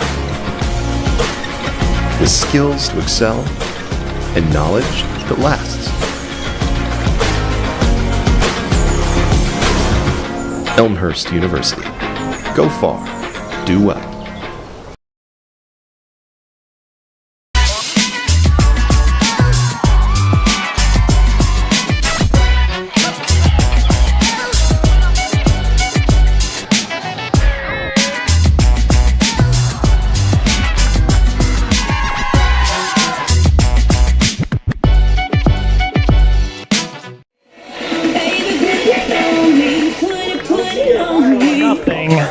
Blue Jays.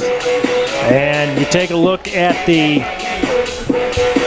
possession so far here in the first half. It has been four turnovers for Big Blue, and the rest were punts. And for the Blue Jays, 2 touchdowns off of those turnovers, and the rest have been punts. So it hasn't been clean either way, but the Blue Jays have been able to turn 2 of the 4 turnovers into points. And a lot of that's come from Tavion Porter running the ball for Elmhurst, 115 yards and 2 rushing touchdowns in that first half.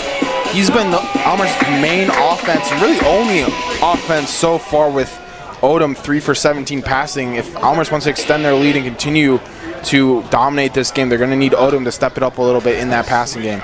For the Big Blue, Lombardo, he's only 5 of 16 for 87 yards, and their running game is pretty non-existent. Salazar, their leading rusher, with 16, and then you've got Lombardo with 9 and Bose at 0 with 2 carries.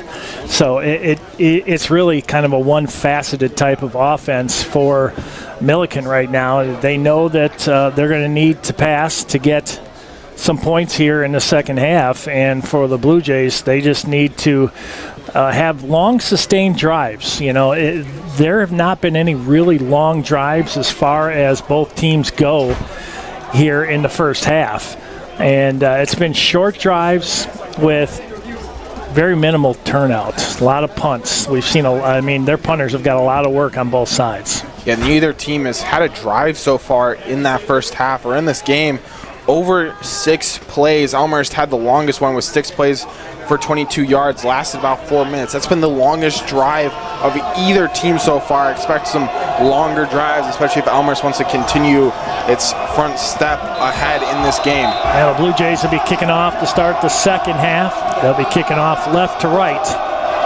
And we are underway. Again, another chip shot and a fair catch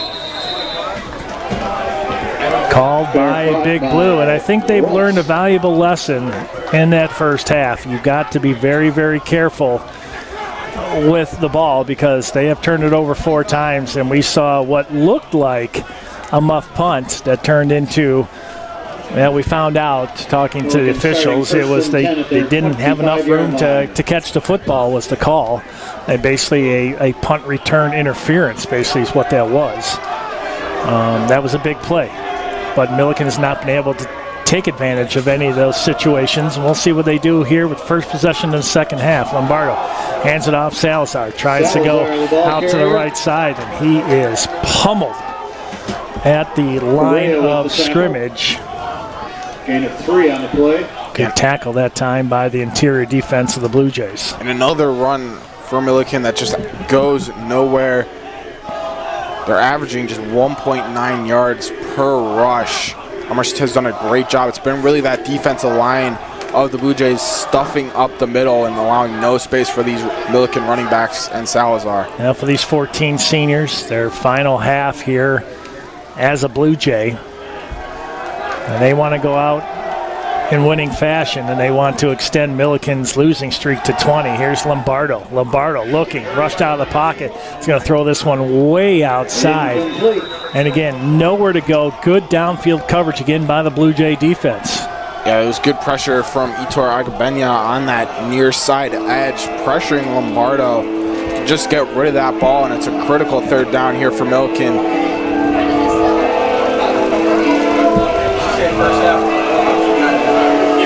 14-11, just underway here in the second half. Fans filing back in here to Langhorse Field after a lot of tailgating going on in the parking lot here today. A lot of good food being cooked out and a lot of great memories tailgating college football on a Saturday. 16th of November. This one out to the near side, and a good pass by Lombardo, and an even better reception that time by Caleb Garner. A good throw by Lombardo. Just sneaking that foot in on the sideline there. Yeah, that was a very, very good throw by Lombardo. A much needed completion right there as Lombardo and Odom both struggling in the passing category. And let's see if Lombardo does that quite often here in this first drive, because if that play's open, he'll go to the well again. Here's Lombardo, three-step drop. Up in the pocket, throws down the middle, and he's going to have, depending on the placement, I'm going to say, yeah, they are going to give him the first down. Javion Wallace here. Good step up by Lombardo, and then finds Javion Wallace. Looks like he just gets there, and yeah, they gave him the first down. I expect them to find Javion Wallace a little bit more. He's their leader in receptions, 25 coming into the day. His third right there. Let's see what Lombardo and Big Blue do, and already looks like a completely different team. Much more confidence here in the second half. And head coach Mike Murray knows that they have talent. Record not indicative of what they can do on the field. And that one should be a false start.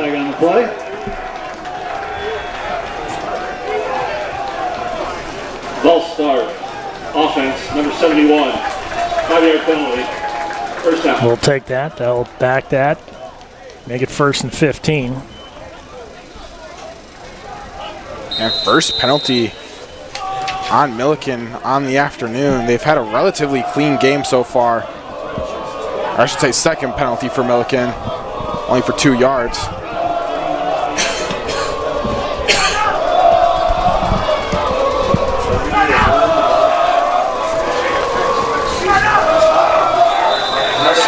Another false start, and that's back-to-back 5-yard penalties, and that's going to make it 1st and 20. What you thought was positive momentum. Offense, number 71, 5-yard penalty. The offensive line, back-to-back false starts. Now makes it 1st and 20. Yeah, this was a great drive, really, to start the second half for Millikin. Lombardo 2 for 3 for 23 yards passing, but these back-to-back penalties have killed the momentum. 1st and 20, like you said. Millikin need to get going if they want to come back in this game. Here's Lombardo, forced to pass at 1st and 20. He's going to be rushed out of the pocket. Plenty of time, throws it back against the grain and could not connect with Wallace. Yeah, Lombardo, great way to step up in the pocket here, keep this ball alive, then threw against his body motion. Well, that pocket, Dawson, just collapsing, and it's almost like he's got eyes on the back of his head. He knows exactly when that pocket's collapsing, and he's a very elusive quarterback too. Yeah, Agabenya again on that near side edge, number 3, putting a lot of pressure on Lombardo there. Just had to get rid of it and step up in the pocket. Really affected his throw. 12:04 left here in the third, 14-0 Blue Jays. Man in motion again. This is going to be on. Oh, they're going to say it would have been. It would have been. It looks like on Millikin, but we'll take that. Another interception. Penalty flag on the play. See what the flag is here, but this is a great pick on the backside by DeVries. Yeah, that has to be shift of some sort. There it is. Not all 11 players were set before the snap. That penalty's declined. First down Elmhurst. Now that foul before the snap, and yet another turnover by Millikin.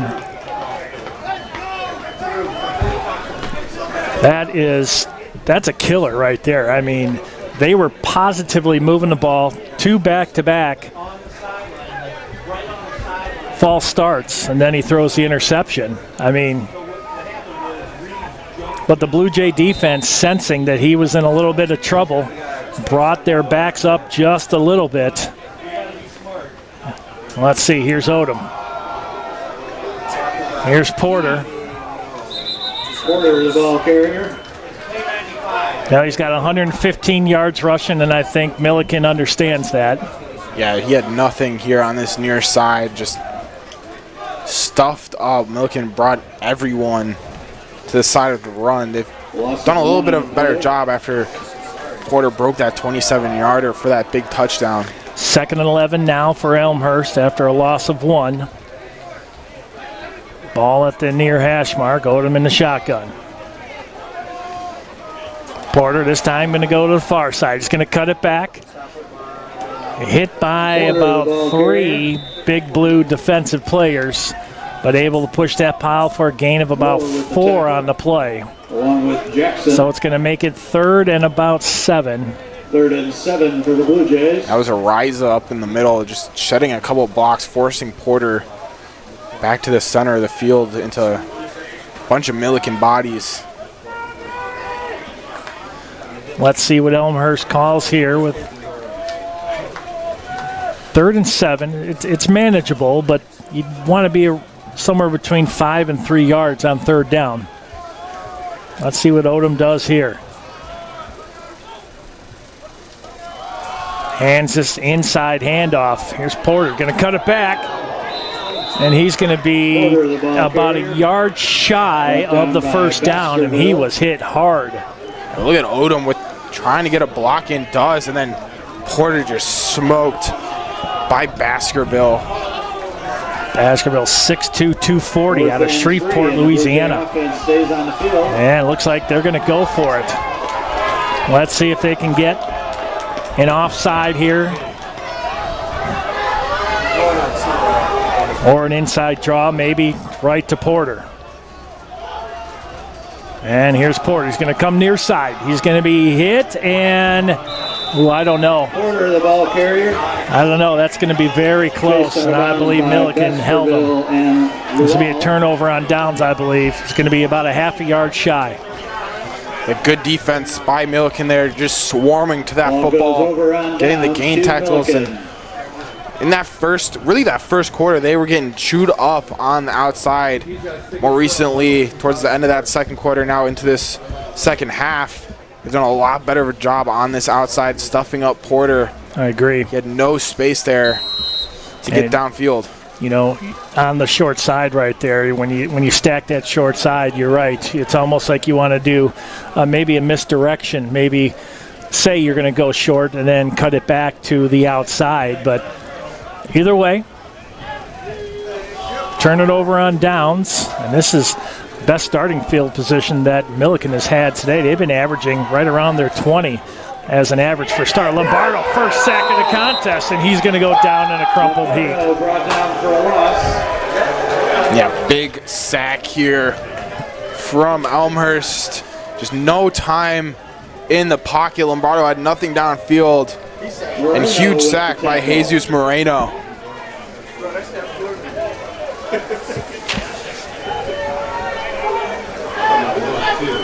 .6'1", 280. He's only a freshman out of Florida. That is a big man coming down on top of you right there. And that's the first sack either way here today. And Elmhurst will get it. And that came at a huge, huge point. 2nd and 16 from the 33. 9:06 left. Lombardo throwing it here near side. And that one just a little bit short and out of the hand of the intended receiver. Intended for Starling. Trying to find Starling on one of these out routes here. His 4th target of the afternoon. Just can't get him going. Starling had that big first play, that 61-yarder, coughed up the football. Yeah, that time it looked like they were just trying to just get back to the original line of scrimmage. And it's going to be 3rd and long, 3rd and 16. You can hear the fans, everybody getting into it here. 3 receivers up top, 1 down low. Ball right in the middle of the field. Lombardo, 4-step drop, drops it out in the flat. And right in the middle, and they'll gain almost all of that back, but it's going to be about 4th and 5 that time. Talk about number 12. Bose. Bryson Bose, 5'9", 205 junior out of Decatur. Yeah, that was a good run from him out of the backfield, receiving it. Almost had a first down, just 5 yards short. Muscata to kick it away. Yeah, that was good. I mean, if they could have connected on earlier in that drive with that one, that would have kept it going. But they got almost all of it back. Here's the punt. Oh, beautiful punt. And a fair catch. Oh, I thought I saw an arm. Blue Jays bring it right up the middle. Across the 30. Good turn that time there by McCarville. A great punt, but good return here by McCarville. Giving Elmhurst a good spot to start this drive. For the Blue Jays. A 14-point lead. All that scoring happening back in the first half. Your punter's got a lot of work today on both sides of the ball, but the defense for the Blue Jays has stepped up big time today. Yeah, only 144 total yards allowed by this Elmhurst defense. They've really helped them keep this 2-possession lead, but if you're the offensive Elmhurst, you need a touchdown here on this drive to make it a 3-possession game and kind of put it out of distance. Here's Odom, finds Cochran. He's in the open. You just talked about it. Nobody's going to catch him. Touchdown, Blue Jays. How about that? Do we have a flag? We do not. Touchdown, Elmhurst. That's exactly who you want to find in that situation. Cockrell, he's been the best receiver on this team all year. 10th target of the afternoon, 4th catch. We've seen him do this time and time again. The yards after catch, 60 yards after catch right there, but he's done that all afternoon, his second. Just look at how fast he is, Dawson. He pulled away. There was no way you were going to get him, and uh-oh. He came up a little limp at the end. It was a celebration. Or was that part of the dance? Yeah, it was a nice little celebration, fake the injury. Pulled the old man up here. How about that one?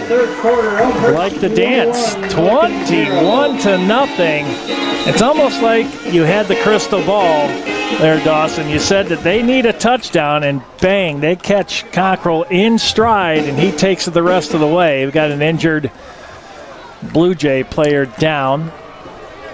But man, oh man, you called it. It happened. Yeah, we'll see the replay right here. Look at Cockrell right in the middle.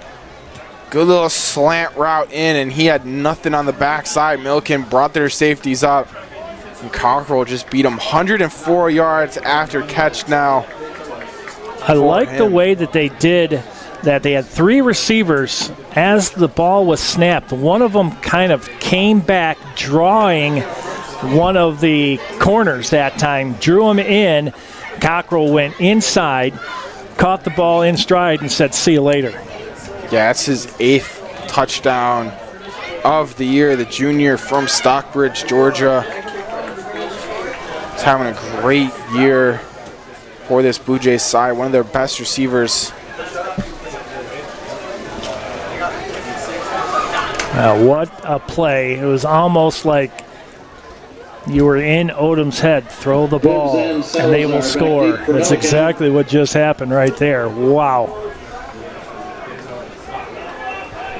Like something we have not seen today from the Blue Jays was a pass play like that. And my, oh my, did that woke everybody up. Now it's a 21-0 lead.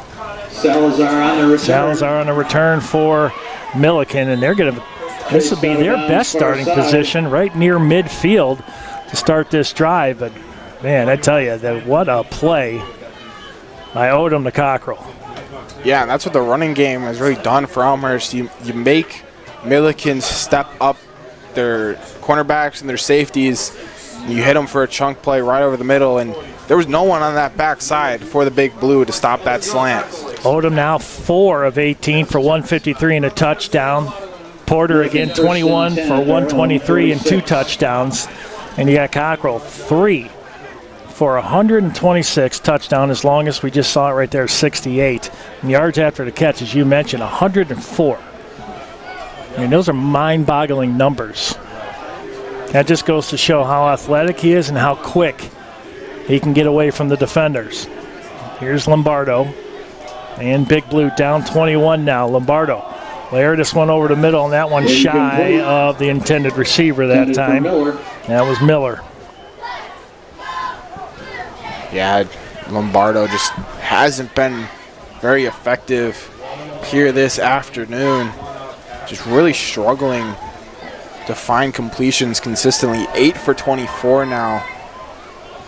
Yeah, he's 8 for 24, as you mentioned, 122. Total yards 144. They've only had 22 on the ground. They've had 3 penalties for 10 yards. Low snap. Lombardo rushing to the near side. Let's see what he's going to do. He's going to keep it himself. Ball carrier. And he will gain a large chunk. Chased out of bounds by Correa. Correa pushes Lombardo out of bounds. And he's not afraid to run it, though. No. He did fumble it earlier in this game. That time just went out of bounds with it. He's been a lot more cautious. Has thrown 3 interceptions and has that fumble as well. He's just been picked off. 6 foot, 200 pounds. You're right. He's not afraid. He holds that ball out there like a loaf of bread, and he knows what he needs to do. Ball over midfield. And Millikin will take their first of 3 timeouts here in the second half. They saw something they didn't like. It's 3rd and 4. And I think every possession from here on out, it's got to be a big one. Has to be a big one right here. Yeah, it really is. You're down 3 scores. You turn the ball over multiple times in this game. 5 turnovers for Millikin. In this possession, you're down 3 scores. You need to get one. You got to be aggressive. I wouldn't be shocked if they don't get the first down here. They go for it on 4th down. Yeah, it's almost one of those situations where you have to score and you got to get points. Down 21-0. It's been a one-faceted offense here. It's been Lombardo and very small runs from the running backs and the fullbacks.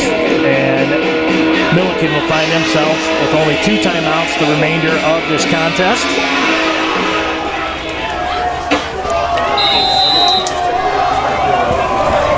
Make it 3rd and 4. Ball in the near hash mark. And they hand it off. Salazar pushed outside, and he's going to be way short. As a matter of fact, he's going to lose 2 more yards. And it's going to bring up 4th and about 6. Scott and let's see what they do here. You know what? They're going to punt this one away. Lombardo didn't like that call. With 7:12 left, that's a huge victory right there for the Blue Jay defense. Yeah, and I'm shocked they're punting the ball at midfield here. To kick it away. Yeah, you're down 3 scores. You have to start being just a little bit more aggressive. A punt just gives the ball right back to Elmhurst, and they looked very good on that 1-play drive. Nice end-over-end punt. Oh, good roll by Millikin. This one's going to go down to about the 1-inch mark. Down at the 1-yard line. Well, now what do you do? Do you give it to Porter and risk a possible safety, maybe a hit right up the middle by the defense of Millikin? Do you throw like a quick out and just try to give yourself a little bit of room? I mean, you don't want to give up any points. Yeah, you got to be very cautious here. I wouldn't be shocked if they even run it up the middle with Odom or just hand it off to Porter. He's been very effective, just under 6 yards per carry for Porter. But you got to be very, very cautious here. You don't want a safety and give it right back to Millikin. Now they got Anderson. Looks like he's going to be, when you talk about the big units, yeah, they're going to do the old tush push. How about that one? There was a lot of pounds in that one. Look at that one as they pushed that line back. Gain of about 2 on the play. And one of the offensive linemen, Javon Mitchell, catching one of the Millikin players and just carrying him forward. Like a bag of groceries, just picked him up and took him downfield.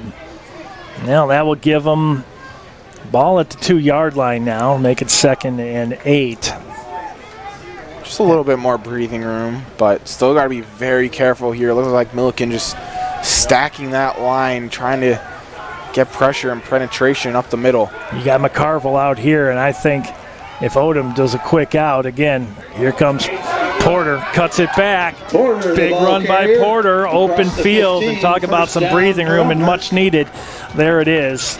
And Porter just adds to his totals. He started with 123 before that rush, and they're going to give the Blue Jays a lot of breathing room on that play right there. He's up to 137 on 22 attempts. Yeah, that's just good offense from Elmhurst to get out of that situation with a little bit of a tush push to start it, and then a good run by Porter to give him even more breathing room and the first down. Yeah, and that offensive line just made a massive hole for Porter to cut back in, and Porter, great vision. If it's not open, he cuts it either in or out. And here he goes again. This time, just too many. Big Blue. That time, maybe a loss of 1 on the play. Yeah, and they swarm that far side edge. You just got the Porter before he could get anything past the line of scrimmage. Now the Blue Jays leading 21-0, 5:19 left here in the 3rd. Looking for their 3rd win overall and 3rd in the CCIW.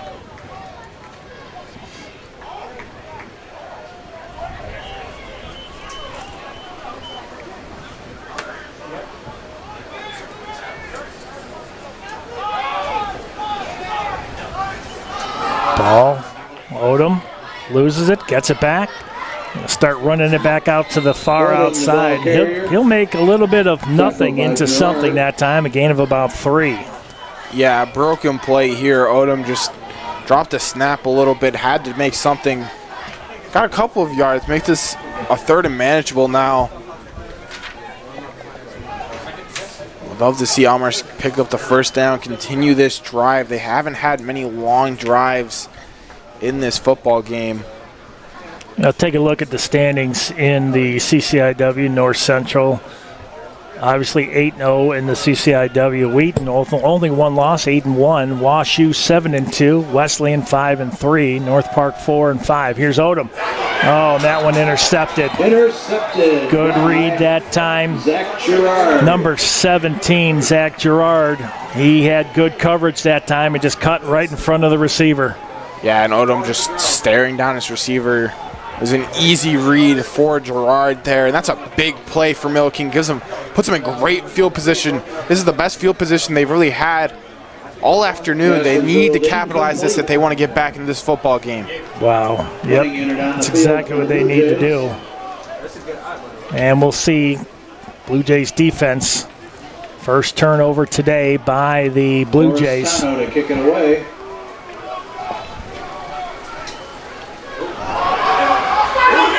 Well, that would have been a block punt. Wow, I thought he intercepted the ball. I thought so too. But then I guess ball don't lie. They get the blocked tackle punt.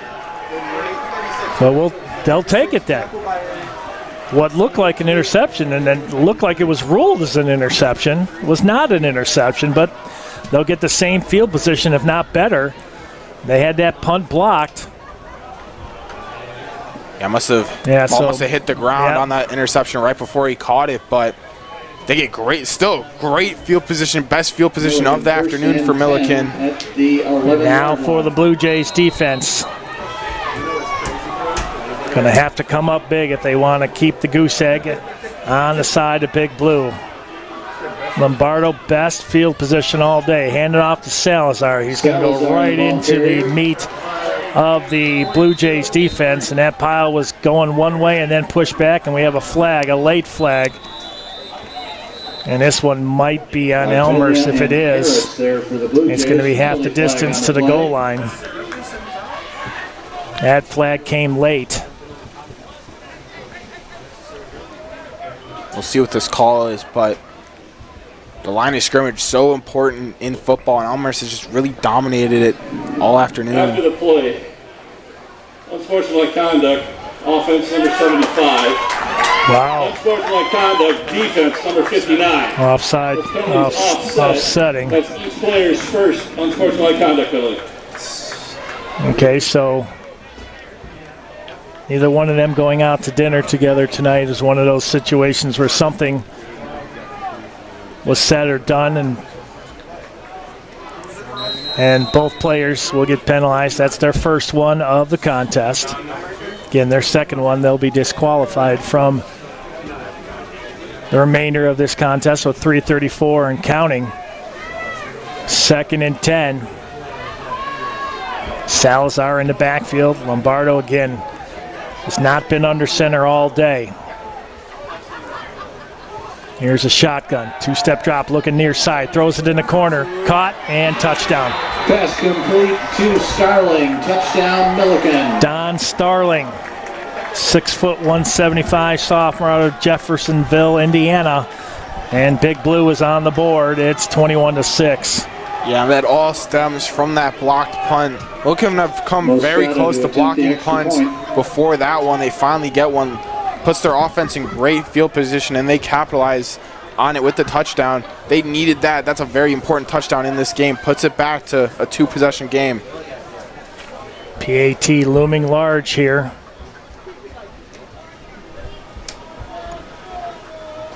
There's a snap, placement down, kick is up, and it is good. 21-7 with 3:14 left to go here in the third, and we got ourselves a game. It's 21-7 as Big Blue turned the favor on the Blue Jays that time, making a bad situation for Elmhurst and turned it into a good one for Millikin, and they're on the board, trailing now by 14. That was a great route by Starling. Looked like a little cutback route back towards the center, and he found himself wide open, taking on Jeffrey Late later. Let's take a look at some other scores around the CCIW today. Wash U defeats Augustana 45-24. Carroll dispatches Carthage 27-7.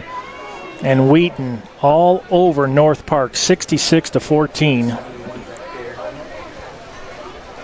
And then North Central and Illinois Wesleyan, no score at that one, but we can try to pull that one up, and you know the score here, 21-7. Those first three are finals in the CCIW. Cockrell back deep along with Porter. Let's see what the score is. Wow, it's not a bad score down at Illinois Wesleyan. It's 35-20. North Central trying to remain undefeated. Illinois Wesleyan at 5-4. They trail by 15 points with 10:18 left in the fourth. They're going onside kick. And I tell you, they had that played well, and they overran their own coverage. Yeah, great way to stick with it for Elmhurst.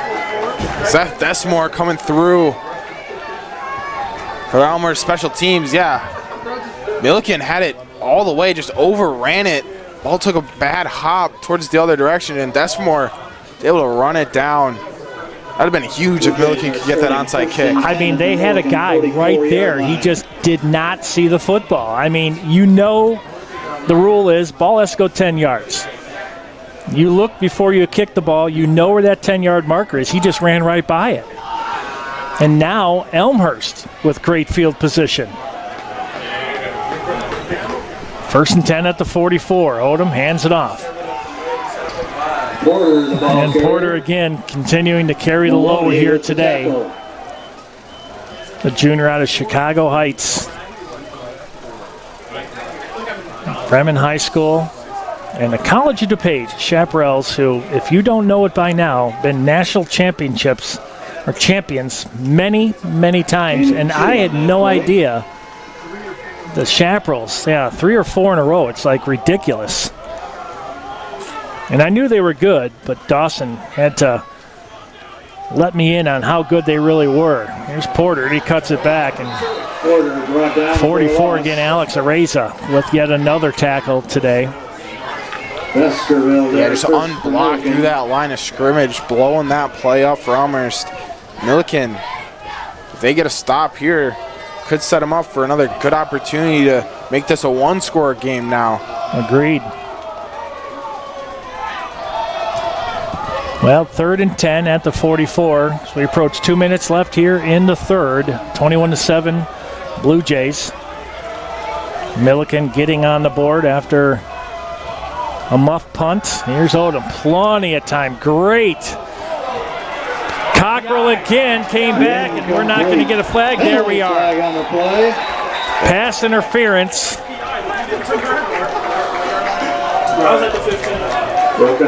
Yeah, we'll see it here. Cockrell on that far side. Little stop and go route.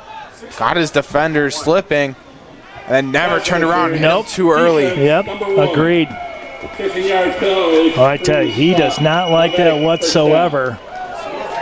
Latrell Hannon that time, not happy. I was all stemming from the route of Cockrell. It was a great route. Oh, he's still upset by that call. You can see he's basically down to his knees, and he's like, man, I thought I had good coverage. But no, you called it. He didn't look. He didn't look back. He just played the defender. You know, you got to at least make that effort, look back real quick. And it was great coverage, really. Yeah. He stuck with the play. Just take Cockrell before the ball gets there.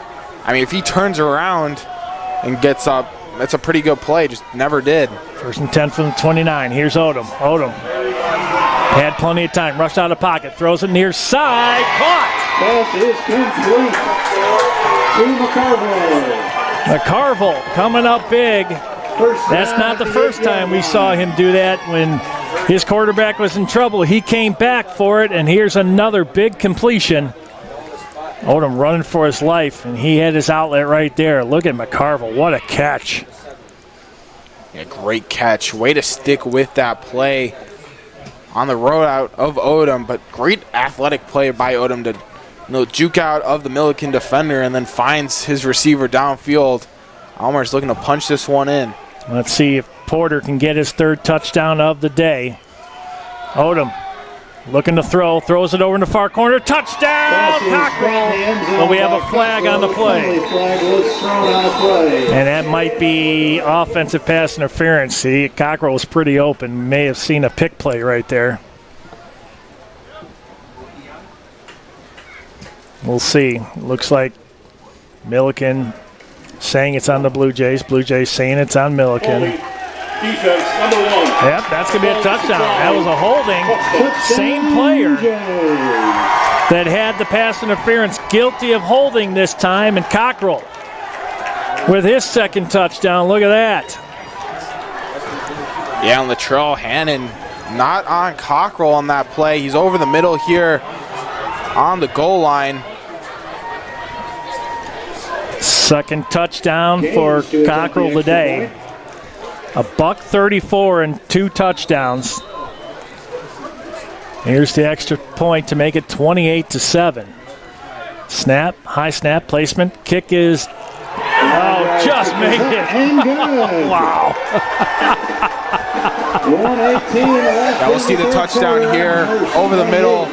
Hannon draws the flag. You see it there. Great catch by McCockrell for his 2nd touchdown. And that extra point looked like it got tipped by Millikin, just able to sneak it through. Gives Elmhurst a 28-7 lead. Back up to 3 possessions. That was Davion Gaines, 6'1" senior out of Crete. Talk about almost jumping on someone's shoulders. I mean, carried off the field. That was huge. I mean, it just made it off over the crossbar. 28-7, $1:18 left here in the third. And that's how you answer the touchdown by the Big Blue. Yeah, beautiful drive by Elmhurst. Cockrell on that drive, or Odom on that drive. 2 for 2, 29 yards. But it was the penalty from Millikin that really gave Elmhurst the great field position. Yeah, Hannon on the pass interference and then the hold. So he made 2 really big mistakes in a row, and the Blue Jays pounced all over it. There's another pooch kick and another fair catch. They're not going to take any chances here whatsoever. They don't want the Blue Jays on a possible fumble right there to have another great field position here with time running out here in the third. Millikin first. I never realized how busy those train tracks are. There's more trains than I've ever seen. And I've been on them tracks a long time when I lived in Brookfield going to Chicago, but my oh my. Yeah, not trying to think about commuting here, running a little bit late for class and you get stuck behind the train. They're no fun most of the time. How many times has that happened to you? Oh, once or twice. Yeah, hey, it's just like, hey, the dog ate my homework. It works. Here's Lombardo. They've got to come up with something, and another sack. Tackle for a loss by Agbenya. Agbenya that time with another one. The junior out of Glenview. Another sack, and it's now all cylinders clicking now for the Blue Jays. Yeah, Elmer's third sack of the afternoon, and Agbenya just has been a menace on that outside, stopping runs and getting another sack right there. He's a beast. He's 5'10", 235 on a Glenbrook South High School. High school football playoffs continuing today, the quarterfinals. A school just right down the road from here, York, making it to their back-to-back. Here's a long throw, Lombardo looking for nobody. And the closest player that time was Laylighter. Could have been Lombardo's 4th interception of the afternoon. Just a little miscommunication with his receiver Starling down here on the near side. Our good friend Dennis Bergen, his football team going for a national championship down in Florida, I believe, coming up here shortly. I hope for the best. And just remember, if you win, we get rings also. Or just a t-shirt. Make sure it's not infant size, please. Here's Lombardo. Lombardo throws it out in the flats. They got a long way to go. That was Bowes, I believe. Knocked out of bounds far side. 4th down. Javion Wallace actually out of the backfield. Yeah, you're right. For Millikin. He got some of that back. Yeah, he got a couple of blocks on that edge. Just couldn't get enough yards. The Blue Jays are going to get great field position again here as Millikin's going to end up having a punt again. Moscata to kick it away. Moscata kicking this one away. Blue Jays should get really good field position out of this one. And that will be the end of the third. So they'll switch sides.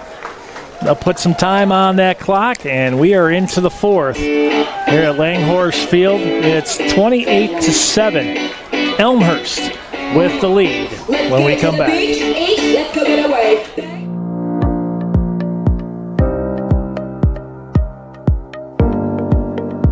Transformative education happens not just in classrooms, laboratories, and libraries. Throughout the university's history, our gymnasiums and playing fields have been the sites of wins and losses, but also of lifelong friendships formed and lifetime lessons learned. If I could send a message to the donors, I'd thank them for everything, because I do everything that I do on this court because of them.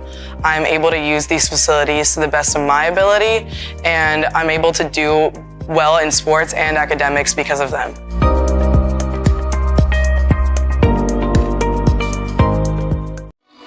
Welcome back. It's the 4th quarter, 28-7. Elmhurst with I'd say comfortable lead, but there's nothing ever comfortable in football. And we've seen a lot of great comebacks through the years, college football, professional, and so forth. 15 on the clock. And the Blue Jays will get great field position And this one punted, low punt, and fair catch right at about the 46-yard line of the Blue Jays. And they'll get good starting position here with first possession in the fourth. And Dawson, it was kind of like a stale offense, to be honest with you, in the first half. And all of a sudden, they have really started to click on not only with Porter, but Odom has been on fire. Cockrell has really come alive here in the second half. I mean, a lot of punts, but they did take advantage of some turnovers by Millikin in the first half. Here, it's just been all offense. Yeah, it was all Tavion Porter in that first half. Like you said, Cockrell coming alive here in this second half. 2 touchdowns for him, 134 yards on the afternoon. He's been phenomenal, especially in this second half. False start on Elmhurst. False start. Offense, number 1, 5-yard penalty, first down. They were talking about the high school football playoffs just down the road here. York going back to the semis. Lyons Township was undefeated. They ended up losing Naperville Central. And Lincoln Way East just cruising. They win 45-0, 28-7 here. Here's Odom and the Blue Jays. Hands it off. Porter. Nice cutback up the middle. He's got, he had the original line of scrimmage. He said, I want the first down too. Another great run there by Porter. A great run, cut it back. It was good penetration by Millikin, but Porter just even better, finding the hole and exploding through it. Yeah, he got into that secondary, Dawson, and he was gone. Yeah, just 1 yard short of a first down. Good run by Porter. He's been really effective all afternoon. 5.3 yards per carry for him. Now that last rush, 19 yards. Here's Odom. Rushed out of the pocket. He's got to do something with it. He's going to cut it back, and he's going to take a sack this time. And they're going to go back just beyond the original line of scrimmage. That's going to bring 3rd and 11. Yeah, good recovery here by Millikin. Odom just no space to maneuver outside the pocket. Went backwards. Quick penetration that time by Millikin. As you mentioned, they were in the backfield before he even knew it. It was almost what looked like maybe a screenplay developing there. Maybe you allow the line to come through and you just dump it over, but Odom had no time as he had a defender right in his face. 3rd and 11 now from the 46 of the Blue Jays. Odom, 2-step drop, still looking, throws on the flat. Here's Porter with it. He's got the first down and more, and there he goes. He's in the open. One person to beat, he cuts it back, and touchdown! Elmhurst. Porter on the short pass. Tavion Porter is gone. Tavion Porter, have yourself an afternoon, young man. 3 touchdowns on the afternoon. Got a block here from Cockrell. Beats a tackle. Beats that one as well. Cuts it back in, and he's gone all the way. Tavion Porter putting the team on his back. Give the man some oxygen after that run. What a play by Porter. He would not be denied. To attempt the extra point. And now with the extra point, it is 35-7 in Dawson. Man, what a show by Porter today. Yeah, we're going to see it right here. A little just dump off pass to him on the outside. Odom was in trouble. Yeah, he was taking a lot of pressure, and Porter just bailed him out. You see it here on this near sideline. Odom just looking downfield, dump off pass, little check down. Porter just gets it, and he's gone. Good little move there to split the defenders. Breaks this tackle, tiptoes, cuts it back in. You talked about that big block by Cockrell. That big block there on number 0, Sean Steele, that was huge. And then Porter just took it the rest of the way. Give that guy some blow. He is going to need some oxygen for sure. Well-deserved play and well-deserved touchdown there by Porter. Yikes. So on top of 151 yards and 2 touchdowns, Porter now 54 yards receiving on the 1 to kick it away. pass that he received for a touchdown. As you mentioned, 3 touchdowns. This guy, total yards, over 200 yards total offense on Porter alone. Yeah, and he's got 23 kick return yards, so 228 all-purpose yards for Porter today. Wow. He's just been phenomenal on special teams, catching the ball. That was his first reception, but the running has been his best attribute. Just pounding the football up the middle, outside, wherever. Tavion Porter's finding the space and just exploding through it. Well, at this point, Dawson, head coach Mike Murray, do you pull your starters or do you give him a curtain call? I mean, I realize he's only a junior. Do you pull him right now so you don't injure, possibly get an injury, or do you remain him out there just to add to those stats? I mean, last game of the year, you want to just give your best players their opportunity to shine. Good run that time by Bryson Bowes. And they'll be shy of the first down by about 4 yards. So make it 2nd and 4 from the 31. 12 minutes and 45 seconds left. We will pack up our stuff and head over R.A. Fagnall Hall for our second game of the day. First one for basketball, men's basketball, followed by women's basketball at 7:15.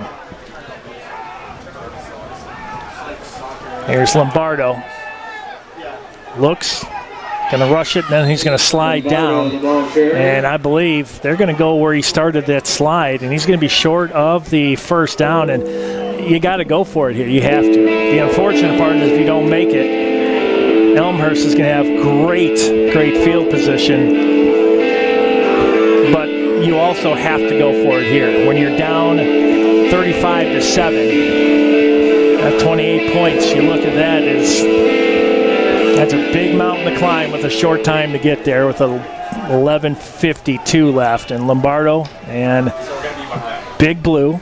Oh, I'm sorry. I thought this was 4th. It's 3rd and 3. Lombardo throws it out in the flat. Oh, great touch that time. Complete, far side of the Found field. Wallace. Wallace just sitting there. Great pass. You said it. Great pass. Just threaded the needle. I thought Taylor West, number 5, had a chance for the interception, but he put it right on the money.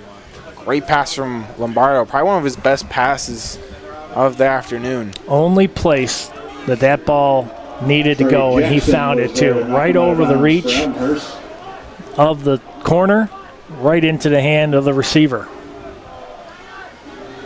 Great touch pass. They'll have it 1st and 10 at the 47. Trailing by 28. They're going to hand this one off inside. And another first down by Millikin as Bryson Bowes again. And great. Elmhurst had a chance to get Bowes in the backfield. I was just making a good move, splitting the defenders and all the way up, just short of a first down. Gain of 9 on the play.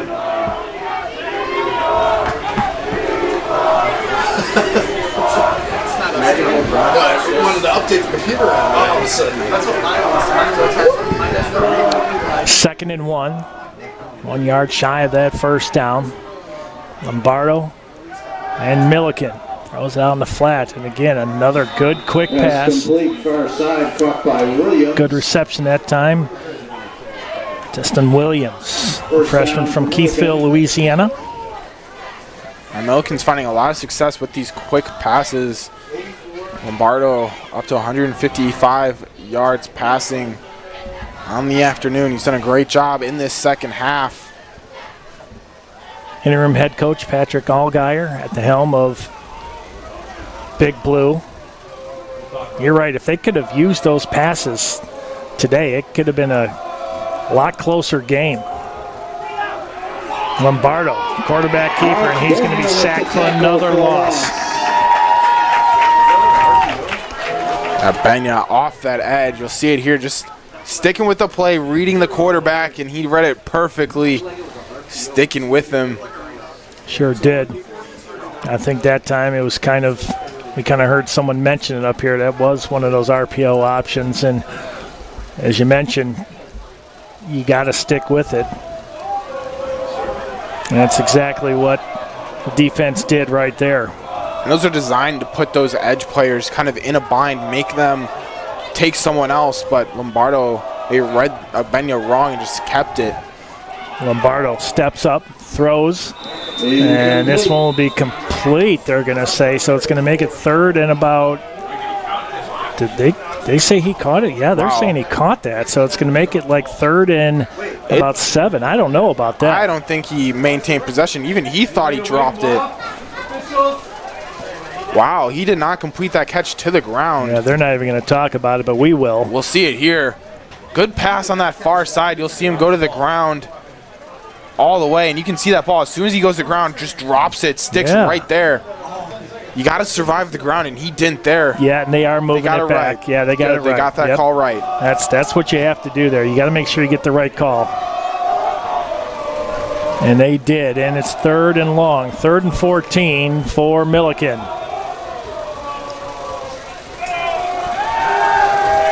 Another pass, Lombardo. This time he's going to rush it, and then he's going to take it over toward the Big Blue sideline, and now it's going to be 4th and about 8. Make it maybe 4th and 7, and this is a must-go. You gotta push it here. Yeah, you got to give yourself a chance by going for it on these 4th downs. You're down by 4 touchdowns in this game, but anything could happen, especially in football. 8:35 left here in the contest. All Blue Jays, 35-7. 4th and 8 for Millikin. And the receiver didn't even bother to turn around that time for Millikin. They were looking for Williams again, and they will turn it over on downs, and here come the Blue Jays. Yeah, it just looked like a little bit miscommunication, quarterback to wide receiver there on that far side, and that's a big loss for Millikin. Elmhurst doing a great job. He didn't look like he was wide open at all except over the top, but even then looked like Williams was smothered. They've done a great job, Elmhurst, on the defensive side, only allowing 200 yards so far in this game. Let's see who comes out for quarterback, and I believe we've got a new quarterback for Elmhurst. And it's going to be Bryce Pagel. 6'2" senior out of Milwaukee, Wisconsin, coming in for the Blue Jays. The inside handoff that time, Darius Lane. The ball carrier. So we're going to start seeing some newer players, possibly. And it looks like Odom is done for the day. John Odom having a pretty big day. Started off slow. Now he's at 7 for 22, 236. 3 touchdowns. So what started off as a slow day for Odom really accelerated here in the second half. And it looks like he's going to be done for the day. And it's going to be Bryce Pagel, the senior. Hand off this time to Lane. Lane coming to the near side. And he will gain maybe a yard on that play, or it might. It looks like it's going to stay the same. So it's going to be 3rd and 4. Yeah, that all started with that backside shed.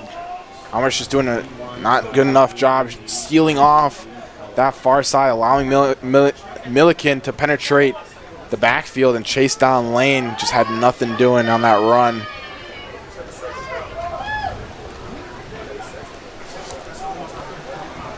Looks like Millikin, they're bringing everybody here, 3rd and 4, and they realize that too, and they're going to get brought down for a loss. Pagel down for a long loss that time, and a punt for the Blue Jays. Barani there again. Yeah, just a little miscommunication. Darius Lane in that backfield. He had about 3 guys. He had the block there. Sure did. Millikin brought the house and got to Pagel right in time. To kick it away. Burtis back deep for Millikin. Burtis will be back for Millikin, and they are running out of time. The clock, the scoreboard, everything going against Millikin at this point. And the Blue Jays are just going to run this clock down as far as they possibly can before they punt this one away. Nice punt. And they're going to get a friendly roll on this one. This will move it down to about maybe the 17-yard line is where Lombardo and Big Blue are going to have to do another Music City miracle here, times 4 touchdowns. Yeah, it's going to be a lot of desperation here from Millikin, running out of time. Like you said, down 4 touchdowns. Their chances are very slim at the moment. If you're a defensive player right now, you're chomping at the bit knowing that he's going to have to throw, and he hasn't been very accurate today, 12 of 31 for 161 and a touchdown. Yeah, you got to force them. First play of that 61 yards, their longest passing play has been 14 to Bibbs. Haven't found much success in the chunk plays for Millikin.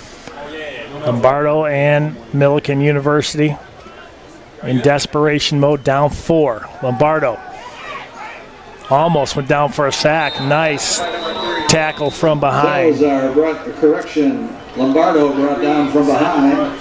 And who else but Arbenya there? Yeah, I mean, chasing down Lombardo, doing a great job. He's just been everywhere on the defensive line, in the backfield, chasing Lombardo down all afternoon long. Nator and Arbenya has done one heck of a job today. And he knows that as soon as Lombardo gets out of that pocket and he becomes uncomfortable, he's basically his shadow, and he's been all over him here today. We've called his name a lot. 2nd and 7. Lombardo looking far side. Finds Wallace that time. First down for Millikin. Couple players down now behind the line of scrimmage. Well, slow to get up.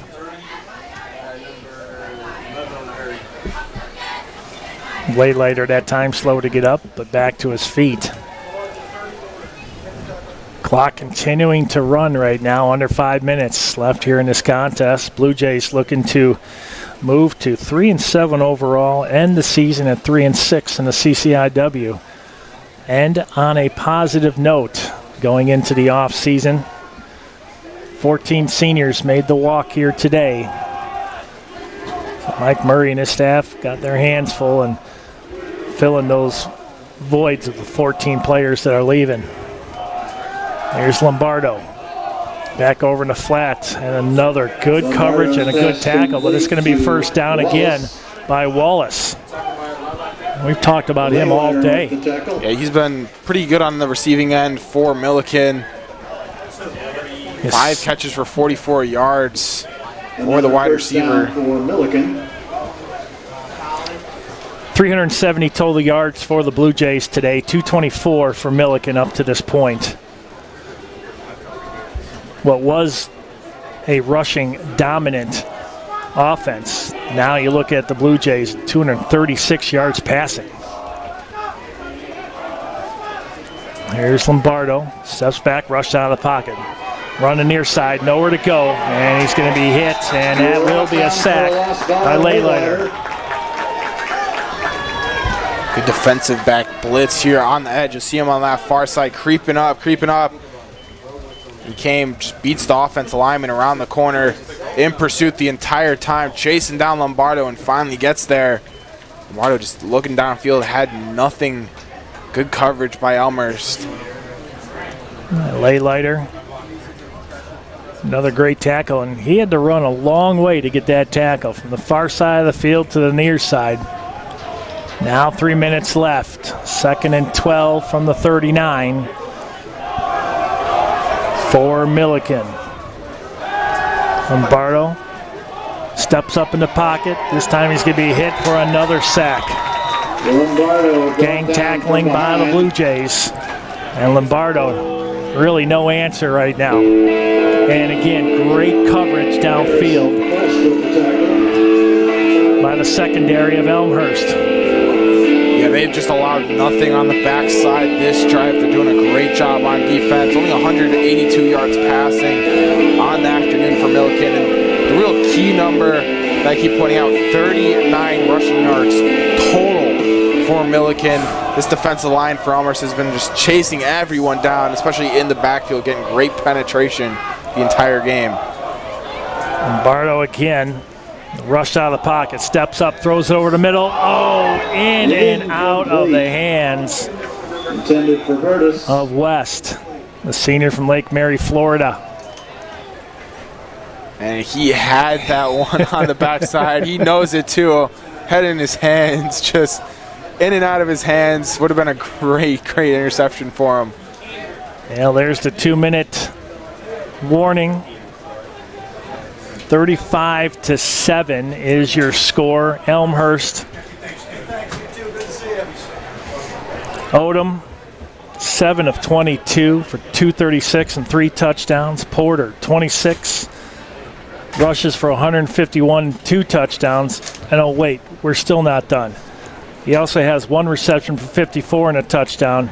Cockrell, 4 for 134 and 2 touchdowns, as long as 68. And we can go on and on and on about this offense this afternoon. It started off really slow. We talked about it was kind of like a sloppy first half for both teams. A lot of punts, a lot of turnovers via the Big Blue. And Elmhurst took advantage of 2 of those fumbles and interceptions. And then here in the second half, it's just been an aerial assault and ground assault here by the Blue Jays. Yeah, they've done great, especially on that defensive line. Just given nothing. Lombardo, when he tries to step up in the pocket, just can't do anything. And a great game for the Blue Jays to end out the season. Absolutely. 2 minutes left here in this contest. Punting unit on the field for Millikin. Millikin will punt this one away again. Well, Scott had to kick it away. You can tell they don't want to give up any more points, so they're going to play cautious, even though they're down to 28.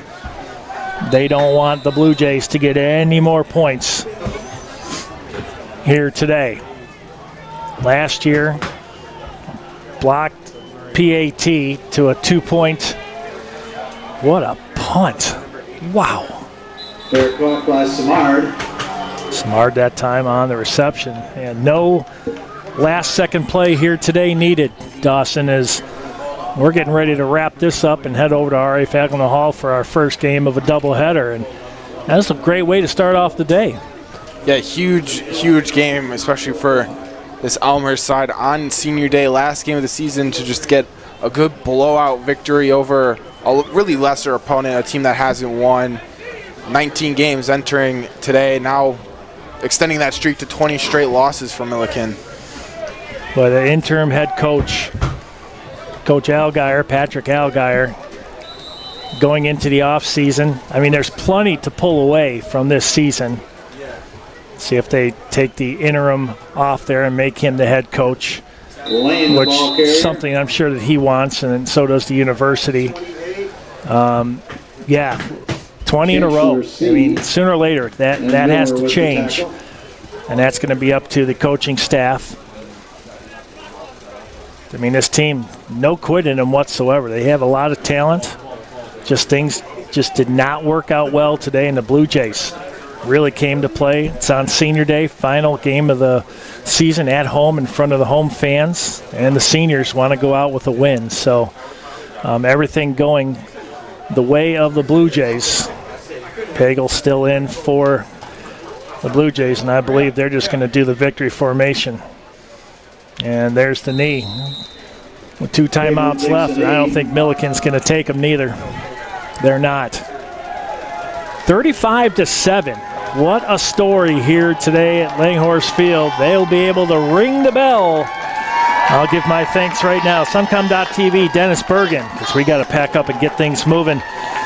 He's Dawson Wells. I'm Bill Downing. Elmhurst University's YouTube's athletics page. You can watch this game over again and over and over and over like we do. And this is going to be the final snap of the contest, and the Blue Jays will move to 3-7 overall, 3-6 in the CCIW, and they will walk off this field, and well, there's a flag. Yeah, there's way too many people out there at this point. I think that was a great call from right down in front of us. He goes, there's too many. I'm like, yeah, I counted up to 14. Yeah, like you said, that was like 15 or 16 out there on the line of scrimmage trying to close out this one. You might as well get those seniors out for one last snap, right? Yeah, exactly. Give them the one last snap of the game. But well, the Blue Jays come out victorious today in front of the home crowd here at Langhorse Field. They will ring the bell. We're going to ring the bell. Unlike the Tyson fight last night, this really happened. The Blue Jays win today 35-7, and they move to 3-7 overall, 3-6 in the CCIW. I'm Bill Downing. He's Dawson Wells. He's Dennis Bergen. We're going to head over to R.A. Faculty Hall. Tip off at 5 o'clock. Have yourself a good evening and go Blue Jays. Kessler, thank you for your 32 years of service to the CCIW as a football official.